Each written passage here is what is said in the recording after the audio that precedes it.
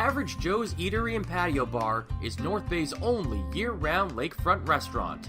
On the shores of beautiful Trout Lake, we have been serving delicious food and stunning views since 1999. Indulge in one of our delicious menu items or simply sit with a cocktail in hand and watch the beauty of Trout Lake before your eyes. Check us out online at averagejoes.net or visit us in person at 3501 Trout Lake Road, North Bay. As a Canadore College alumni, you have access to perks. Canadore Alumni Perks. This is a lifetime membership that includes special access to great offers, opportunities to get involved, and so much more. Graduates can access discounts and special offers from businesses and hotels locally, across Canada, and internationally. Get information on special events and news, or access the alumni job portal. Keep in touch with Canadore's alumni office. Visit canadorecollege.ca/perks. Great things happen here. You rely on your vehicle to take you to the places that matter most to you. So bring your vehicle to the team you can rely on to keep it running at its best. Dave's Automotive Services. Whether you're getting your car or truck ready for the season with a tire change, making sure you're safe on the road with an inspection and certification, or doing your due diligence to keep your vehicle in tip-top shape with regular maintenance, Dave's Automotive Services has you covered. Expert troubleshooting, quality repairs, and time-efficient labor are the 3 stars of service you can expect when you bring your car or truck to Dave's Automotive Services at 411 Airport Road. Call 705-478-5544 and book your appointment today. The Frontline Podcast, Season 3. Courtney Kenny, Matthew Sukram, Derek Lindemann, Bob Coles, and Ben Long bring you closer to your favorite teams like never before. Covering everything to do with hockey in the North Bay area, exclusive interviews with the North Bay Battalion staff and players, expert analysis on the OHL, NOJHL, and more, keeping you up to date on all things Voodoos, Trappers, Lakers, and more. It's a new season, it's a new adventure. The Frontline Podcast Season 3. Available wherever you download your favorite podcasts.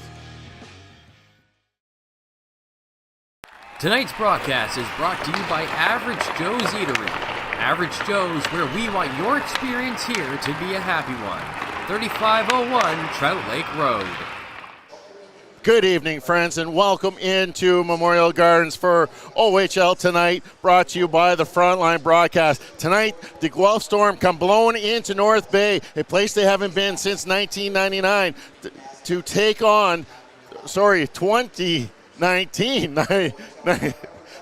Since 2019 to take on the Central Division leading North Bay Battalion. Tonight's pregame show is brought to you by... The pregame show is brought to you by La Herda Imports, family owned and operated since 1995. Visit laherdaimports.com for more details. The Guelph Storm come into tonight's game sitting 5th in the Midwest Division. They have a 4-10-2 record. Meanwhile, the North Bay Battalion sitting at top of the Central Division, 10-4, just 1 point ahead of the Mississauga Steelheads for that top of the Central Division. Both teams coming in, the North Bay Battalion on a 5-game winning streak, picking up 3 wins last weekend in 3 nights as they were at home defeating the Niagara Ice Dogs 9-3 before going on the road to defeat the Hamilton Bulldogs, a place that brought back a lot of memories where they lost out in the playoffs May 27th of last year, and then making a trip, their first trip in a while, into Erie to take on the Erie Otters, picking up 18 goals through those 3 games. So the offense for the North Bay Battalion really getting on board, and one of those leaders was nominated and deservingly earned Player of the Week honors in the OHL. Matvei Petrov picking up 4 goals, 2 assists in those 3 games, good for 6 points.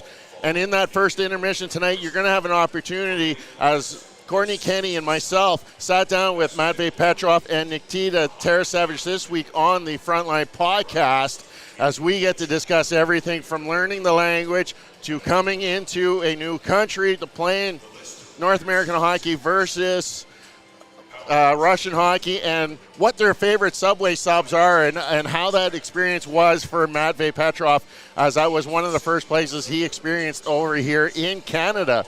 Well, let's turn our attention now to the players to watch tonight, brought to you by Mike the Financial Guy. Players to Watch is brought to you by Mike the Financial Advisor.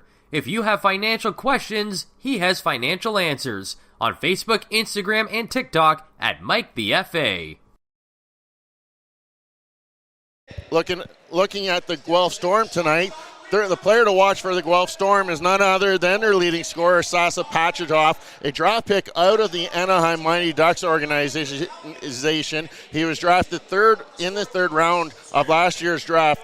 Last year, he picked up 76 points in 65 games, and currently he's been in 11 contests for the Guelph Storm, picking up 9 goals, 6 assists, 15 points, leading the Guelph Storm in the goal and point category. He's a very offensive punch for the Guelph Storm, who unfortunately was absent in the lineup the last time these two teams met just a couple weeks ago, that time down in Guelph. But he is back in the lineup, will be starting tonight for the Guelph Storm and looking to add some necessary offensive punch to a team that has only picked up 4 victories through their first 16 games of the season. And turning our attention to the North Bay Battalion, our player to watch is number 19, Kyle McDonald, a draft pick who was invited to the Ottawa Senators training camp this year, earning a good tryout and getting assigned to the Belleville Senators organization, getting an extended look up there in the AHL before getting returned here to the North Bay Battalion. Currently, Kyle McDonald is having an excellent season for the battalion. Currently, he has 7 goals, 1 assist, 8 points on the season, but he's been red hot of late, picking up 5 goals in the last 5 games, 1 in each game. So he's on a 5-game goal streak, and he's looking to extend that tonight along with that winning streak from the North Bay Battalion. So a lot is on the line tonight. Also, when we're talking about streaks, Matvey Petrov has extended his point streak now to 11 games. That is the longest streak of the OHL season so far this year, currently sitting at 11 games through the last weekend. So those 2 streaks on the line tonight. North Bay Battalion kicking off another 3-4 this weekend. This the first of the 3 games.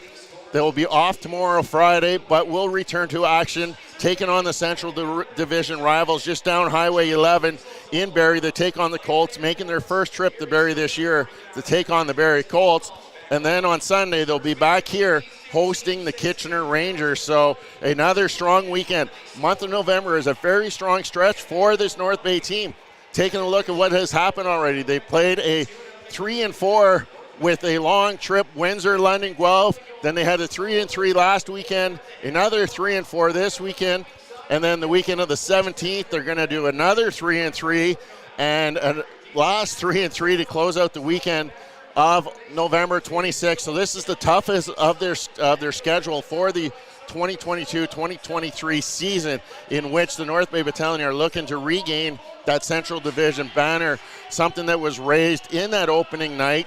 And also that will be a topic of discussion during the podcast. If you want to check out the full Frontline podcast, it is now uploaded to anywhere you can get your podcast, be it through Google Play, Apple Media, or anywhere you can get your podcast. You can find the most recent podcast in which Courtney Kenny and myself sat down with the Russian duo Nikita Tarasevich and Matvey Petrov. They've been red hot lately and on a line with Dallin Wakely, who has been strong so far in this season, and just exciting to watch those 3. They talk about how they use their native tongue to their advantage while they're on the ice together. Taking a look at the North Bay lineup, a few changes tonight. Brett Bouchard will be in the lineup tonight for the North Bay Battalion. He'll be on the 4th line with Tarian and Nick Sema. And unfortunately, Cam Govro will be in the lineup tonight in place of Avery Winslow, who suffered an Achilles injury and will be missing some time here in the closing of the 2022 calendar season. So the defensive pairings will be Nelson and Lucan, Govro and Christopoulos, Kennedy and Turley, who will be carrying a big load over the next couple weeks here as the month of November comes to a close. Let's look at the starting goaltenders tonight. Getting the start for the Guelph Storm, Jacob Oster He comes in with a 3-6-2 record, a 489 goals against average, and an 843 save percentage. Not the best of numbers, but he's getting stronger and stronger every day. So he's being looked upon to carry the load for the Guelph Storm and head coach Chad Wiseman. Turning to the North Bay Battalion, getting the start for the North Bay Battalion and Ryan Ulan is Dom DeVincentis, coming in with an 8-3 record, 286 goals against average, and an 892 save percentage. Those numbers just creepily getting up there and up there among the leaders of the goaltenders.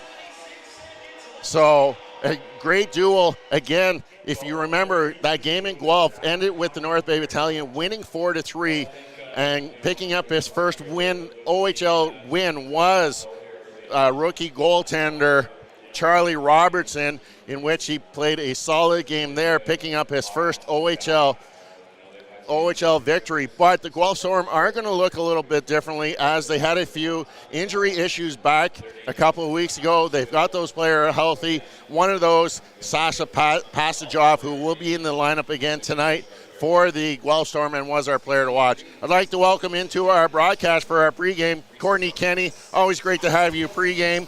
I know you got a big workload ahead of you this weekend, but really glad you could join me for the pregame. Just quick thoughts on how these two teams match up quickly. Well, if it's any, the game a couple of weeks ago was any indication, the Battalion, if they play the way they did in that second half of that game, from the second period to third period, where they clamped down defensively and didn't really give Guelph any chances to do anything, I think it could be a very interesting game for the troops. However, we haven't always seen that from the Battalion this year, so hopefully they're able to kind of remember how they took down Guelph in a couple of games ago and continue that way, because that was a very productive win. Again, as you mentioned, the first win for Charlie Robertson in his OHL career. So, and of course, it's always interesting when it's a rematch of the 2013-14 OHL finals. Yeah, something that we quite overlooked, as the Guelph Storm did skate away with that victory that season, winning the OHL championship. But again, this is a different North Bay Battalion team, a team that's on an upward trend over the last couple of weeks, most recently winning their last 5 games. Yeah, and that's kind of, we've been talking about it on the podcast, especially when it comes to the Powassan Voodoos, where we've been waiting for that moment for the Voodoos to kind of gel together and, become that team. The Battalion have kind of done that themselves now after that trip out west, where they dropped that game in rather unsatisfactory conditions in Windsor, the 6-3 loss. But since then, they've turned it right around, and they've turned into a juggernaut team that, many thought they would be coming into the season. And it's good to see them kind of playing to that level again. And I expect them, hopefully, at the end of this one, to have it make it 6 games in a row. Yeah, after that loss to Windsor, Coach Ullahan shuffled his lineups a little bit, and they look to be really starting to gel as some units. We talked about Petrov and Tarasevich gelling together, but you also have Ursul, Jackson, and Romani. Yeah. Romani's got that skill to play alongside players such as Erdl and Jackson. Yeah, and that's not something we thought we'd be saying a year ago, whereas last year was like, maybe Romani's going down to the Voodoos. We're unsure. We've even heard from General Manager Chris Dawson that they were unsure if they were getting Anthony Romani, so they couldn't use that 16-year-old card in the NOJHL last year. So, to see the transformation of Anthony Romani in just a calendar year is absolutely remarkable. He had a great second half last year where he was a legitimate offensive threat from that fourth line. And I want to talk about that second line, or so you will. Van Steensel, Arnsby, and McDonald. Ryan Ullahan's repetitively called this their identity line. And whenever he needs them to go out and play a shift, he always just yells identity, identity, identity before they go out. So they know that's their name. They know that's what they bring to this team. And they've been very good since they've been reunited this year. Yeah, what can you say about those 3 players when they get out there on the ice? They're giving it 120% every shift they go out there. You've got Liam Arnsby, that little bulldog that just goes and hits everything. He wears that C for a reason on his jersey. And then you've got Kyle McDonald. I'm sure there was a scrum last weekend where he got closer and it kind of just separated as he got his nose in there. Nobody wants to mess around with Kyle McDonald. Kyle McDonald's not just a scary presence when it comes to the net front presence that he has. He's a big body, right? He's basically reminds me a lot of JVR. You get him in front of the net, but then you can take him away from the net, and he's got that lethal shot as well. But he gets in there, and he's such a big body that you're like, okay, maybe we shouldn't mix it up right now because Kyle McDonald comes in. I tell you right now, if I'm in the corner and Kyle McDonald comes in the corner, I'm shying away 10 times out of 10. That's why I don't play at the OHL level, though. So No, that's why we're up here in the booth and not down there on the ice. Exactly. Yeah. Kyle McDonald has been fantastic this year for the Battalion. In the 8 games he's played, he has 7 goals already. So, I mean, he's almost a goal-a-game player. He kind of looks like he's in line for the Cy Young this year with a 7-goal, 1-assist record.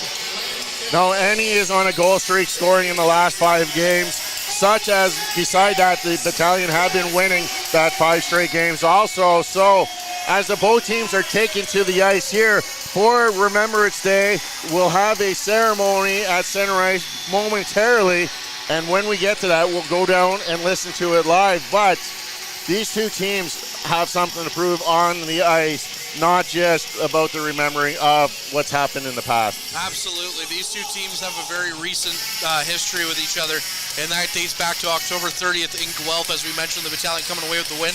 We'll see Dom Divinchentis in net for this one, whereas the Storm saw Charlie Robertson in that game last time, and the Storm, again, haven't had the start to the season that they've wanted.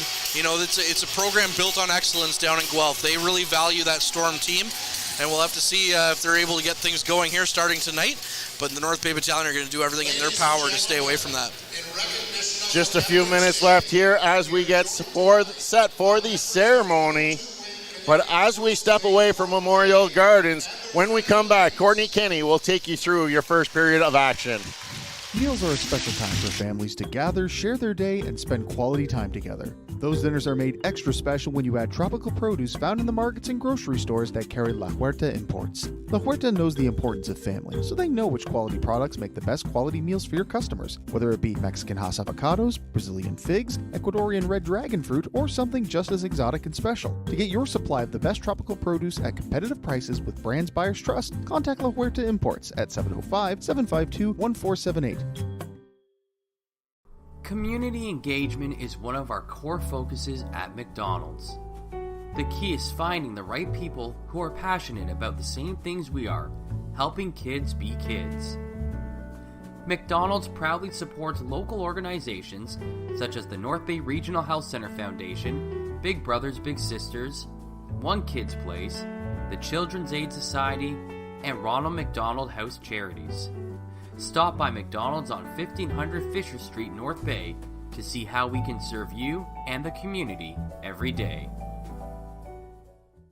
Hey there, I'm Mike the Financial Advisor. When you strip it down to its core and you take away all the industry jargon, I help people solve financial concerns. So if you're concerned that you'll never save enough to retire comfortably, or that your kid is going to graduate post-secondary $40,000 in debt, or maybe even that life is going to take a really unfortunate sideways turn and somebody is going to have to open a GoFundMe page for you and your family, I can help you prevent all of those things from happening. If you want to see how, you can find me on Facebook, Instagram, and TikTok. Just do a search for Mike the Financial Advisor. You should find me.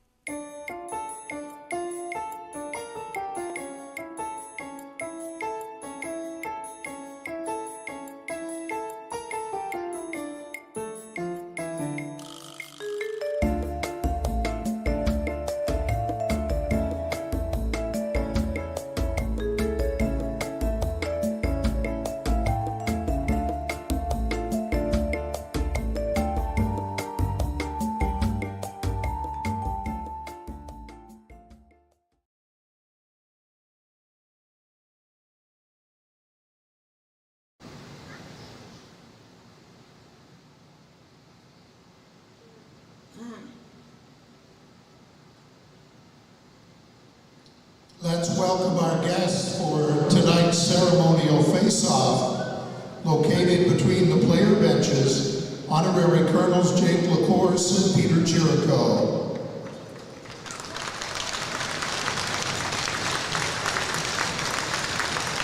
A special welcome to the Commander of 22 Wing North Bay and Commander of the Canadian Air Defense Sector of the Canadian Armed Forces, Colonel Richard Jolette. And the 22 Wing Chief Warrant Officer, Dieter Pignatel.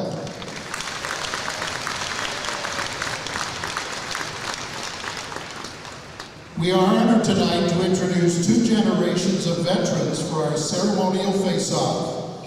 This active 22-wing member recently returned from a 6-month deployment supporting Operation Foundation, where he represented Canada as a detachment commander that was part of a coalition with the United States and other countries, providing command and control to aircraft countering terrorism in the Middle East. Please welcome Captain Danny Mansour.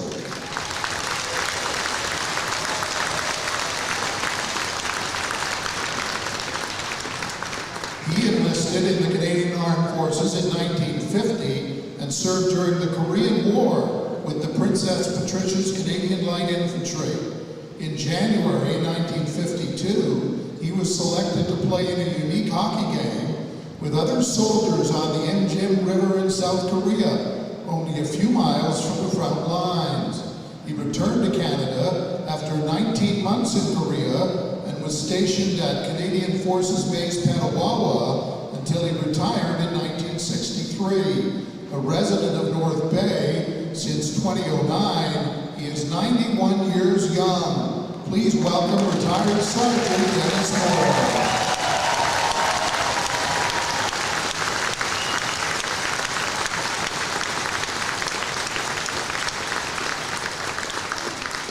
We now ask Battalion Captain Liam Arnsby and Guelph Captain Cooper Walker to join our guests and center ice.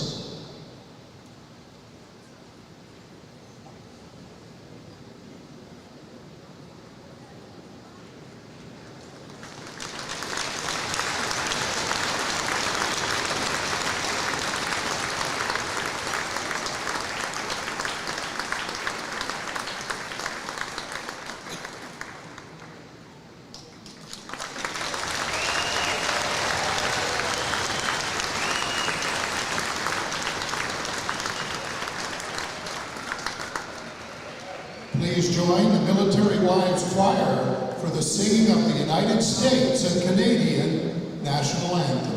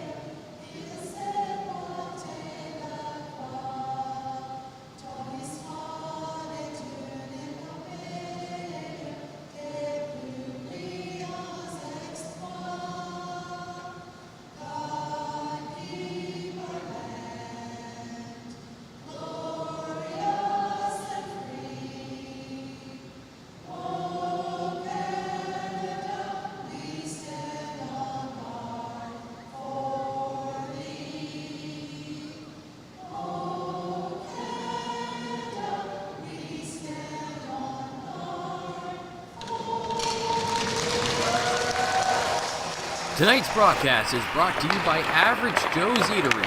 Average Joe's, where we want your experience here to be a happy one. 3501 Trout Lake Road. Good evening, ladies and gentlemen, and welcome. Good evening, ladies and gentlemen, and welcome to North Bay Memorial Gardens for tonight's game between the Guelph Storm and the North Bay Battalion. I'm Lyndon Hokamp, and I'm joined by Courtney Kenny. And Courtney, what kind of game are we looking forward to tonight?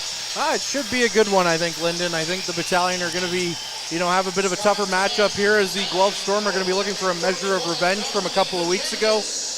But if I'm being honest here, I like the Battalion's chances in this game. They're coming in on a winning streak.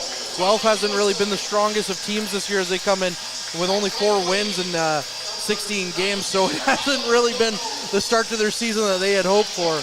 But we'll have to see. And again, as I mentioned in the pregame show with Derek, always an interesting time when it's a rematch of the 2013-14 OHL Finals. Rematch it is. We'll see what Guelph can come out of the gate with tonight. As you said, North Bay playing hot, winning on a bit of a winning streak here. And we'll see what the game has in store for us. Yeah, should be a good one for sure, as we're just waiting for them to clean up the ice as of right now here in North Bay at Memorial Gardens after the Remembrance Day ceremony pre-game. Just want to give a bit of a shout out to Dallin Wakely's grandfather, Mike Halliday, who's listening into the game. How's it going, Mike? Hopefully you're going to enjoy this one. Hopefully we'll get a nice Dallin Wakely goal call for you as we're about to get underway here now at Memorial Gardens. Liam Arnsby's just talking with the referee, and we're going to get ready now for the opening puck drop. Poitras and Arnsby comes in for the face-off. Van Steensel comes in to win it back, and it's the Battalion who get first possession in their home whites, going from right to left in this one. Guelph in their road maroons going left to right, and it's Nelson who picks up the puck in his own zone. Nelson knocks the puck up. Liam Arnsby can't handle that one, and Poitras goes after it. Van Steensel's going to be the first Battalion on that one, and he's going to send it back up the ice to McDonald. The identity line, as this has been dubbed by Coach Ryan Houlihan, of Liam Arnsby, Kyle McDonald, and Owen Van Steensel starting the game. They're off for a quick change now, just 35 seconds into the game. Nelson quickly gets the puck up ice. Jackson's going to chase after it. So that's going to be Minkinen who's going to get to that one first, and our first whistle will come here just 42 seconds into the period, Lyndon. Not a lot of play in the neutral zone so far. Just Battalion coming out looking pretty strong. And we'll see if they can win a defensive zone draw here. Jackson coming in for that defensive zone draw to the blocker side of DiVincentis. And Jackson wins it back. It's going to be Govro who picks that one up first. Gets it over to Lucan.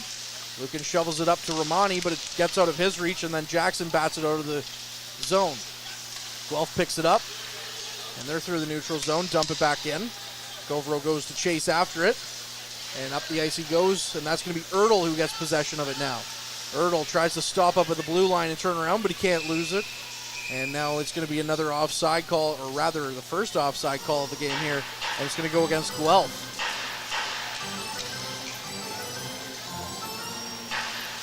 North Bay going for a quick change as well, as that top line makes way for their 2 guests on the Frontline podcast this week, as Nikita Tarasevich and Matvey Petrov come out with Dallin Wakely. Robinson gets the puck off the winning draw for Guelph, and they dump it in. DiVincentis stops it up, looks for an option, gets it back to Kennedy, and it's quickly out front to Guelph, who takes the shot, and they miss wide. The Storm with a good chance there, but they just missed the net. Puck now up to Petrov. Petrov dumping the puck in, and it goes all the way around to Tarasevich. Wakely on the far side wall now. Loses the handle on it, and Guelph tries to dump it out, but they can't right away. They finally get it on the secondary chance. Kennedy tries to dump it in, and it's Oster, the netminder for the Storm, who picks it up. Guelph turning it around. And now it's Christopoulos who chases the puck into his own zone.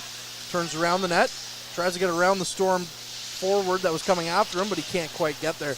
And now it's Tarasevich to the neutral zone. Zilkin, the Winnipeg Jets prospect, dumps the puck into his own zone for his guys to chase after, and now it's through the neutral zone. And it's Turley, the defenseman, who tried to block that. And a quick shot from the Storm comes in, and it goes wide of the net. Terrian, who picked up 2 goals last time this Troops team was at home in that 9-3 victory against Niagara. He's out on the ice along with Turley. Turley picks up the puck. And Brett Bouchard, our first time seeing him here at home ice this season. Puck comes in from the distance, from the point, from Guelph, and DiVincentis knocks that one away. And now going for a bit of a skate is Ty Nelson before he loses the handle on it. Sema picks up the loose puck and just dumps it in for Oster to play behind his net. Guelph with the puck in their own zone. Looking for some options. Asandu now. He sends the puck up the ice. Going to go behind DiVincentis' net, who just plays it out there for Govro to pick up. Govro trying to get around one checker. He can't. And now Guelph has possession in the offensive zone. Christopoulos, he picks it up. Gets it up to McDonald. McDonald gets it over to Arnsby. And now puck is bouncing everywhere. And Arnsby runs over his man at the blue line. That was Passajov, who just was on the receiving end of the Mack truck known as Liam Arnsby. Now McDonald battling for the puck in the corner in the Guelph zone. Can't get his handle on it. And Guelph gets it up quickly through the neutral zone. Coming in now quickly, Guelph all alone with a shot. And DiVincentis stops that one down. And that was Zugin coming in with a great chance all alone on DiVincentis as he quietly got in around the Battalion defense for a great chance, but DiVincentis stood his ground, Lyndon. Yeah, a little sloppy early from North Bay. Coming, Guelph forechecking hard, and North Bay not having the most control to get the puck out of their own zone. No, the puck's kind of bouncing all over their sticks right now, so hopefully they're able to kind of put that or ease that at bay as the puck's won back to Allen at the blue line. And he dumps it back in. Nelson plays it around, trying to get it to Ertl, but he can't get it to go. Zugin back to Allen. Allen takes the shot. DiVincentis knocks that one away. Jackson comes away with the rebound over to Romani. Tries to go up ice. He can't get it to go as that's Carabella who knocks that one back in. DiVincentis rims it around his end up to Ertl. Ertl can't get it past Allen. And now Guelph goes back into the North Bay zone. Lucan. First on the puck, tries to get to Romani. Romani can't get it. He finally does after a couple of escape checks. And then Jackson tries to bat it up, and Ertl is able to corral that just inside the Guelph zone. Romani with possession. Comes out front, Romani with the attempt. And Oster's just going to be able to cover that one up. And that was the first real chance for the Battalion in this game. Romani just kind of walked his way out of the corner uncontested.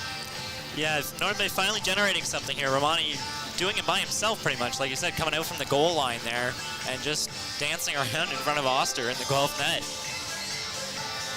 Yeah, Oster looked all kinds of uncomfortable on that one, but he's able to get the puck frozen as Wakely comes in for the draw now.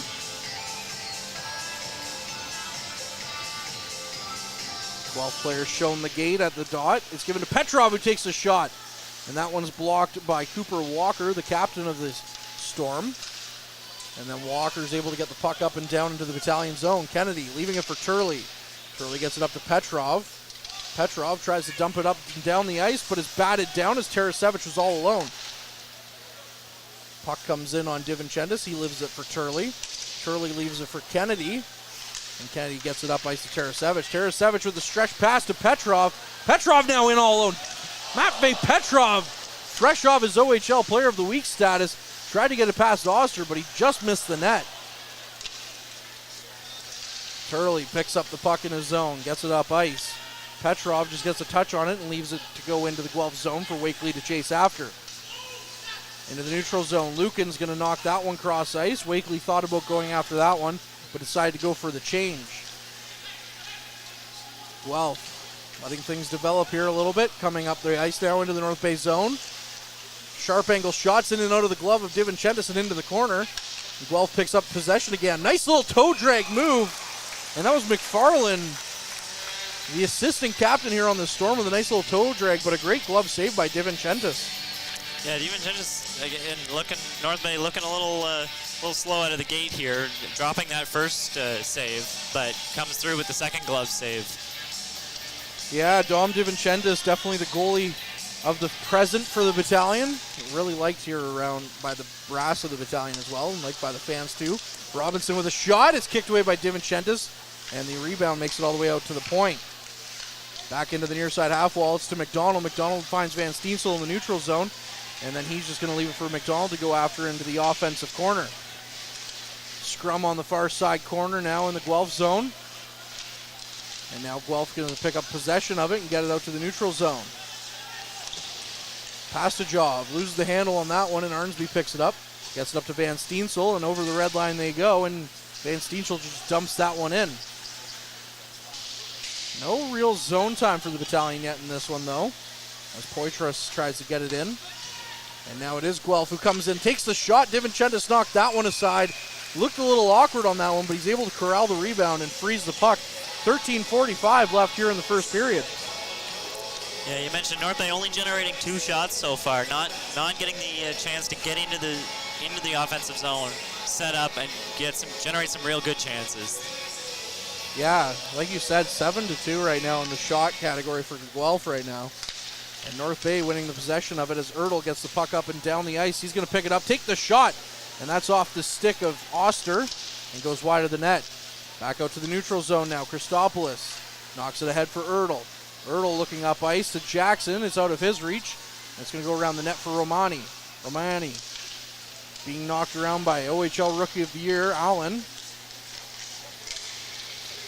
Cam Allen, very well sought after in the NHL draft this year, one can imagine. As the puck goes down the ice, no icing will be the call on North Bay, as they were able to touch it before the puck got down into Guelph's zone. Through the neutral zone now, puck is sent the other way. And still no icing called as North Bay picks it up in their own zone. Ertl looking up ice. Leaves around, or sends it up ice, and Sandu's going to turn it around now for Guelph before North Bay picks up possession in their own zone. DiVincentis behind his net. Plays the puck up ice to Terrian. Terrian tries to get around to Mikkonen. And they can't get it out before Bouchard tries to clear. Once again, Guelph hard on the puck. Not letting them get it out as Paquette tries to center it.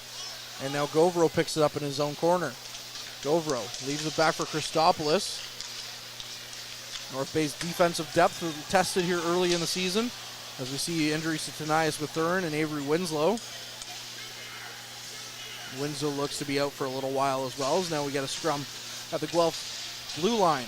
Poitras comes away with it, tries to get into the Battalion zone, and then coming in, there will be a penalty as Passagov is taken down on a trip.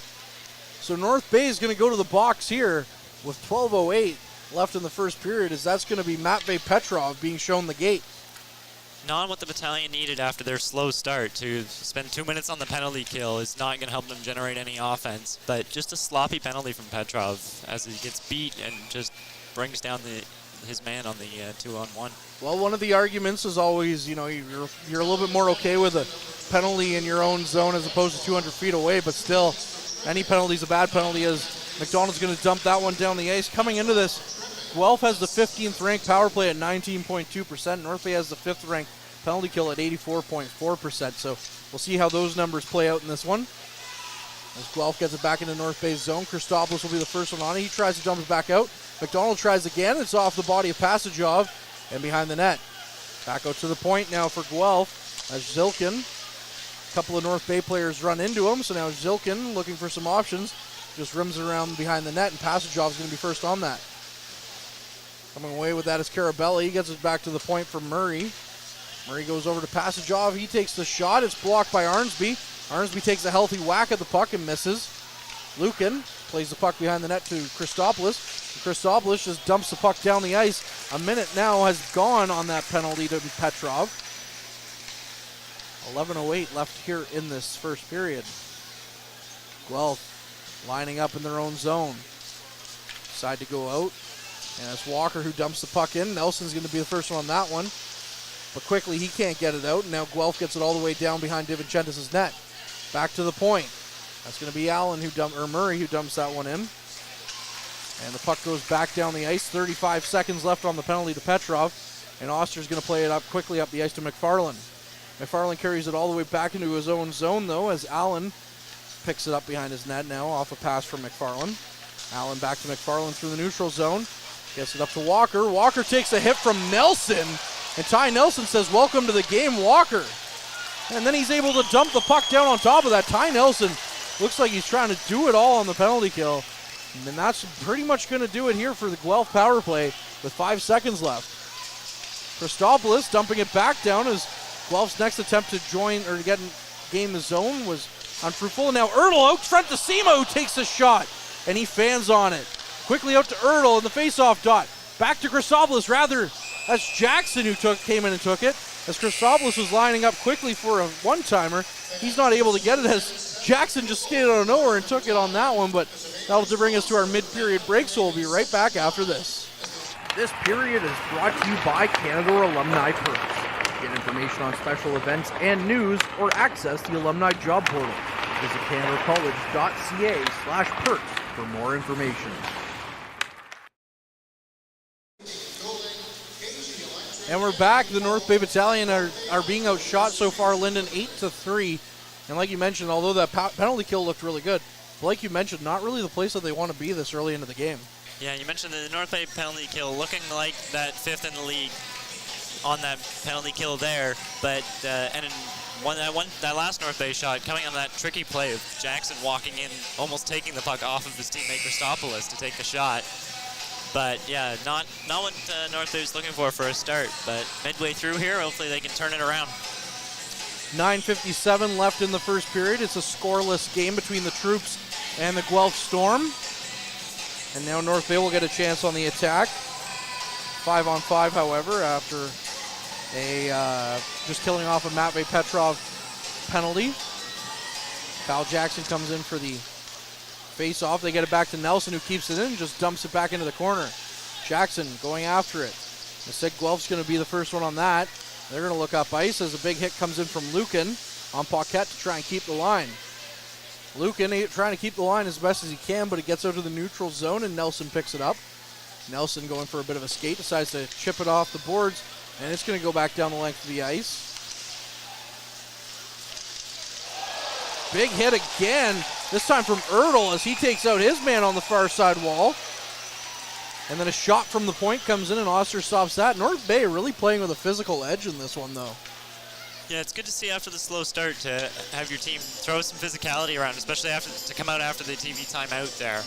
And you saw just after the whistle, getting involved in front of the Guelph net was one of the Battalion players. So, like I said, playing with a little bit of an edge tonight.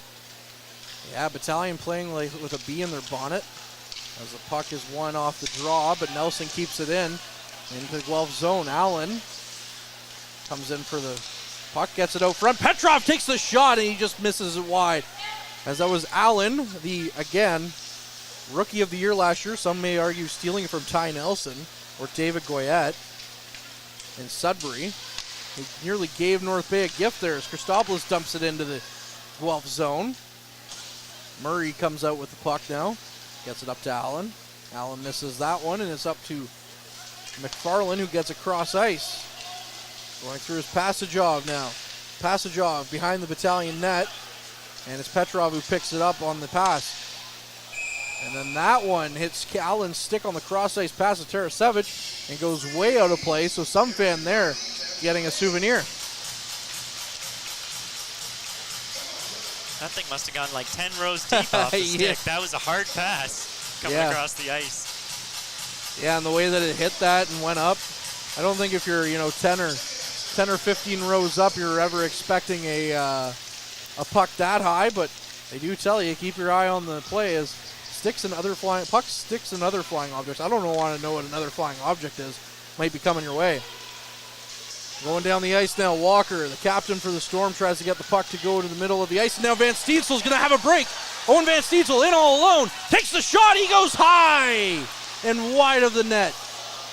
Now McDonald thrown into the boards like a rag doll, and the puck comes back out to the neutral zone. Kennedy is going to send that in on Oster. Oster may have gotten a piece of it, but it looked like Van Steensel went high on the net. And though you can't look a gift horse in the mouth like that. My goodness, what a great chance for the Battalion. Paquette gets it up ice. This is for Zilkin. Zilkin gets it up to Carabella, and Carabella's just going to dump it into the zone. DiVincentis out to play it behind his net, leaves it for Turley. Turley can't get his pass to go. And now Carabella gets it back to Robinson. Robinson dumps it in. Zilkin picks it up behind the net, but he loses the handle on it to Turley. Turley over to Ertl. Ertl looks up ice. Romani bats the saucer pass out of the zone, or out of the air, and now Guelph's going to pick up the puck in their own zone.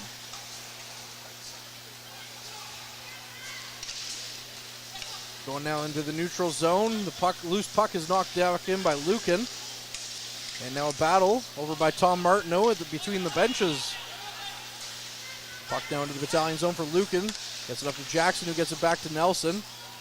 And then his pass just missed Romani. And Allen picks up the puck in his own zone. Through the neutral zone now goes Guelph, but they lose the handle on it, and Nelson picks it up. It's back to Romani in the neutral zone. Romani cross ice to Bouchard, who's just muscled off the puck. And the puck rolls in on Oster. So the Battalion coming back a little bit too in the shot category now. It's 8-6 in favor of the Guelph. Yeah, Battalion really making good use of that TV timeout to regroup and reset for the second half of the first period. Arnsby coming in for the draw against Poitras. Puck comes out to McDonald. He can't get the handle on it. And now he's going to, or rather Sema, and he's going to dump it in. Arnsby back to the point for Govro. Quick shot is tipped by Sema, and that almost got Oster going the wrong way. Arnsby knocked to the ice, but it comes out to Bouchard in the slot. He takes the shot. Oster knocks that one aside. Sema now going after Allen, knocks him down. And now the play's in the near side corner in the Guelph zone as North Bay getting some great puck control here, or rather possession time in the Guelph zone. Govro keeping the puck in at the point. Gets it up to Arnsby. And now we're going to get another play blown dead here, so we're going to get a hand pass call. 6:11 left in the first period. Shots are tied at 8 now. Yeah, North Bay showing the physicality again. They're just knocking a couple Guelph Storm down behind the Guelph net, retaking control of the puck in the Guelph zone, and finally generating some really good offense. Wakely out there with Petrov and Tarasevic again. Nelson dumps that puck down, and Oster's going to glove that one down, but then he went to go play the puck, and as soon as he did so, that's when they blew the call down. So then there's going to be an offensive zone draw here to the glove side of Oster, or the far side of our broadcast booth, in the Guelph zone. Wakely back in for the draw against Zilkin. Wakely wins it back to the point. Quick shot in by Kennedy, and it's out front, and Tarasevic tried to turn around, and now it's Petrov with a hard shot from a bad angle. Petrov on the far side into Tarasevic. Tarasevic from the slot with a one-timer. He missed the net. Nelson sends it in. It hits Tarasevic. And now it's dumped down the ice by Guelph, so that's going to go for icing. And that'll be another offensive zone draw here for the Battalion, as they've really put together a couple of really strong shifts here, Lyndon. Yeah, like you said, after that TV timeout, Battalion really coming out, playing hard, and finally generating the offense like the Battalion we saw last week against Niagara. Yeah, 9-3 victory for the troops in that one against a Central Division foe. You can't complain too much with a 9-3 victory over a rival like that.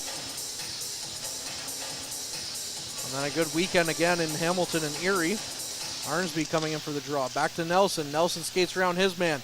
Nelson looking for an option out front to Van Steensel, but it's just tipped away from his stick. Out to Kennedy in the neutral zone. He gets across ice to Arnsby. Arnsby muscled off the puck, and he can't get it anywhere outside the neutral zone. Guelph finally gets it in the North Bay zone. They're going to get some tired bodies off the ice as Kennedy looks up ice to Van Steensel. Van Steensel knocked into the boards by Allen. And McDonald tried to get around him, but instead blows a tire. Now it's Paquette going the other way. Paquette over to Allen, takes the shot. It's high and over the net of DiVincentis.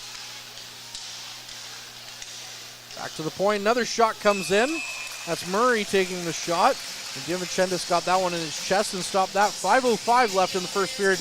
And now if we're going to keep talking about shots, North Bay leads in that category 10-9. North Bay on that last couple possessions, they're really doing well to find guys in the slot.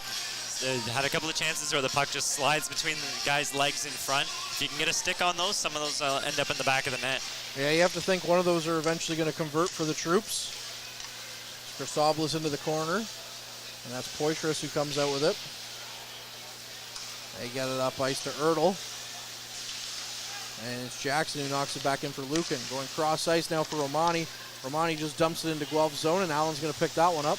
Back out into the neutral zone for Christopoulos. He leaves it for Lucan, and Lucan just dumps it in. Allen picks it up on the far side corner in Guelph zone. Gets it up ice to McFarland. McFarland dumps that puck in, and it's going to be Christopoulos who gets to that one first. Christopoulos in a scrum on the near side half wall. Guelph comes away with possession, but North Bay right on the body. Dump back in. Lucan's going to carry that one behind DiVincentis' net. Get it up ice to Romani, but it's going to hop over his stick and back out to the neutral zone. Guelph through the neutral zone. Passagov can't get anything going as Ertl just stands by him like a shadow. And then it's knocked out of play as Christopoulos knocks that one up on his stick, and it's out of play. So 4:06 now left in the first period. I'm intrigued by Guelph here, but often playing with 2 forecheckers up. It leaves them really a little bit open at the back, but often very prepared to turn it back the other way if you get a turnover. And we saw it earlier in the period that they're able to turn a couple of those turnovers into good chances in the North Bay end. Yeah, it has for sure. Okitandu knocked out front in front of DiVincentis, but good thing no Guelph player was there. And now Therrien's going to carry it through the neutral zone, leaving it for Sema. Sema bustled into the boards. Now Therrien knocks his man down on the near side corner. But Guelph gets the puck into the neutral zone. Therrien can't get the handle on it that time. And it's left for Govro, who passes it over to Nelson. Nelson looking up ice to Therrien. And Therrien just knocks that one in with his stick and chases after it. Okitandu knocks that one up. Now Silkin through the neutral zone. And it's just dumped into DiVincentis, who kicks that one away. 3:20 left in the first period. And it's knocked aside. And now Petrov with possession of it. Looking up ice, tries to get it to Wakely, but that's just out of his reach. Wakely will have to go after it on the far end in Guelph's zone. Wakely comes away with the possession of it, tries to get it out to the point, which he does to Lucan. Lucan takes the shot, and it's just tipped wide. Tarasevic now picks it up. Tries to skate that one in, but he can't get it to go. Zilkin goes cross ice to Zugan. DiVincentis out to play it behind his net again, gets it up to Petrov. Petrov looking for some options, gets it up ice, but it's just out of the reach of Tarasevic, and it's dumped back in on DiVincentis. Kennedy takes his man down on the far side wall, and Arnsby plays it out to Petrov. Petrov looking up ice, or rather Tarasevic, and that one's just out of his reach again. Guelph's going to be the first on that one, but a dogged effort by Tarasevic comes away with the puck, and now Wakely carries it out from behind the net. Wakely cross ice to Petrov! And my goodness, what a chance there for the Battalion again. But Oster standing tall on that one, and my bad, that was Van Steensel who came in for Petrov on the change. Yeah, just flying down the right wing there. Like you said, coming off the bench from the change. And Tarasevic was looking for a man in front and couldn't find anyone until Van Steensel came in down that wing and getting a glorious opportunity that was easily collected by Oster. He had all the time in the world, too. Oster really playing a great period here. He's kept Guelph into it on the shots that that have been really tough for him to manage. So we'll have to see if that carries on for the rest of the game. Arnsby wins the face-off, but instead Guelph's going to pick up possession of it shortly afterwards. And now going the other way is Walker. Walker dumps that one down to the Battalion zone. Nelson goes after it in the corner. And now it's McDonald who picks it up. McDonald up ice to Christopoulos. Christopoulos over to Van Steensel. They try to go cross ice to McDonald. McDonald can't get a handle on that one, as there was a good back check by Grunder. And now it's Robinson who knocks that one up for Guelph. Puck goes into the zone. DiVincentis plays that one. He quickly plays it up to Van Steensel, as Guelph was almost caught in a change. And Van Steensel's going to get that one to go in deep for Arnsby. 1:30 now left in the first period. McDonald back out to Nelson. Nelson knocks it in for McDonald. He tries to go up front. Nobody was there. So going the other way now is Guelph. Quickly all alone in on DiVincentis is Zilkin. And he plows right into Dom DiVincentis. We're going to get a penalty on this one as well. It's likely going to go against North Bay. But your hope right now at this point is that Dom's going to be able to get up, and he looks like he's down on one knee right now. It looks like he will be okay. Yeah, I think he was already just looking for some room to get up there. But, yeah, Zilkin going Bobby Orr there over the pants of DiVincentis. Oh, rather, sorry, it's Zilkin that's going to get the penalty here. So that'll be Guelph's first penalty of this one. And we talked about the Battalion numbers. Guelph's penalty kill not so hot. 20 out of 20 in the league at 60%. The Battalion have the fourth best power play at 25% so far, so this might be a bit of a mismatch. Yeah, Battalion hoping to take advantage of that mismatch here. Coming off a strong second half of this first period, hoping to turn that into a goal. Zilkin with a golden opportunity on DiVincentis though, but Ertl comes in for the faceoff, gets it out front. Jackson all alone takes the shot. That's off the blocker of Oster. And again, Jackson had all the time in the world, and Oster turns that one away. Puck down to the Battalion zone. Nelson behind his net with it. Looks up ice, gets his guys to set up.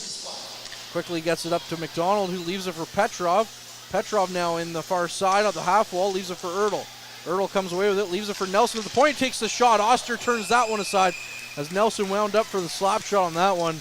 And once again, Oster standing tall on that one. 48 seconds to go in this period. Guelph, even on the penalty kill, sending two guys up on the forecheck, almost leaving North Bay with the opportunity there as the puck just tapped along to Petrov. But unfortunately not turning into an opportunity there. Jackson coming in for the draw here. He wins it back, but past Petrov's stick. And now Nelson's going to have to go after it in the neutral zone. Nelson being harassed. And that's Grunder who came after him. Nelson now looks up ice for Jackson. Jackson dumps that one cross ice. Now Petrov carries it in. It's just off of Oster's blocker and wide. McDonald carries it in as he kept it in the zone. Petrov back to Nelson. Back up to Petrov as they play pitch and catch. In deep for McDonald. Now Ertl from the faceoff dot took this one-timer and couldn't get it to go. 12 seconds left in the period. Jackson looking up or looking to the center of the ice, and Poitras is going to come away with that one. And McFarland was almost sprung by Poitras. And instead it's into DiVincentis, and that's going to do it here for the first period of play between the North Bay Battalion and Guelph Storm. North Bay will start with a power play in the second period, though, a 43-second power play, that is. And the score, however, is 0-0. Lyndon, what did you think of that period altogether? Yeah, North Bay coming out of the gates a little slow, but picking it up in the second half and generating some really good chances towards the end of that period. See if they can use that last 43 seconds of power play time to generate a goal here. Should be an interesting one for sure. We're going to take a quick break, and then we'll be back for our first period intermission, or first intermission, I should say. Derek Lindemann will take you through that one along with Lyndon. So we'll be back on the other side of this, and as always, keep your eye on the front line. Average Joe's Eatery and Patio Bar is North Bay's only year-round lakefront restaurant. On the shores of beautiful Trout Lake, we have been serving delicious food and stunning views since 1999. Indulge in one of our delicious menu items, or simply sit with a cocktail in hand and watch the beauty of Trout Lake before your eyes. Check us out online at averagejoes.net or visit us in person at 3501 Trout Lake Road, North Bay. As a Canadore College alumni, you have access to perks. Canadore Alumni Perks. This is a lifetime membership that includes special access to great offers, opportunities to get involved, and so much more. Graduates can access discounts and special offers from businesses and hotels locally, across Canada, and internationally. Get information on special events and news, or access the alumni job portal. Keep in touch with Canadore's alumni office. Visit canadorecollege.ca/perks. Great things happen here. You rely on your vehicle to take you to the places that matter most to you. So bring your vehicle to the team you can rely on to keep it running at its best. Dave's Automotive Services. Whether you're getting your car or truck ready for the season with a tire change, making sure you're safe on the road with an inspection and certification, or doing your due diligence to keep your vehicle in tip-top shape with regular maintenance, Dave's Automotive Services has you covered. Expert troubleshooting, quality repairs, and time-efficient labor are the 3 stars of service you can expect when you bring your car or truck to Dave's Automotive Services at 411 Airport Road. Call 705-478-5544 and book your appointment today. The Frontline Podcast, Season 3. Courtney Kenny, Matthew Sukram, Derek Lindemann, Bob Coles, and Ben Long bring you closer to your favorite teams like never before. Covering everything to do with hockey in the North Bay area, exclusive interviews with the North Bay Battalion staff and players, expert analysis on the OHL, NOJHL, and more, and keeping you up to date on all things Voodoos, Trappers, Lakers, and more. It's a new season, it's a new adventure. The Frontline Podcast Season 3. Available wherever you download your favorite podcasts. Tonight's broadcast is brought to you by Average Joe's Eatery. Average Joe's, where we want your experience here to be a happy one. 3501 Trout Lake Road. Welcome back inside Memorial Gardens. We're through 20 minutes of play. Neither team has been able to find the back of the net and get on the score sheet as the Guelph Storm are deadlocked with the North Bay Battalion 0-0. No scoring to report in that first period, just a couple penalties. Petrov going off for tripping at 7:52. The only penalty for the Battalion. And then late in the first period, Danny Zilkin going off for goalie interference at 18:43. Neither team capitalizing on their power play opportunities so far, but the Battalion will have 43 seconds remaining in the man advantage when the second period gets underway.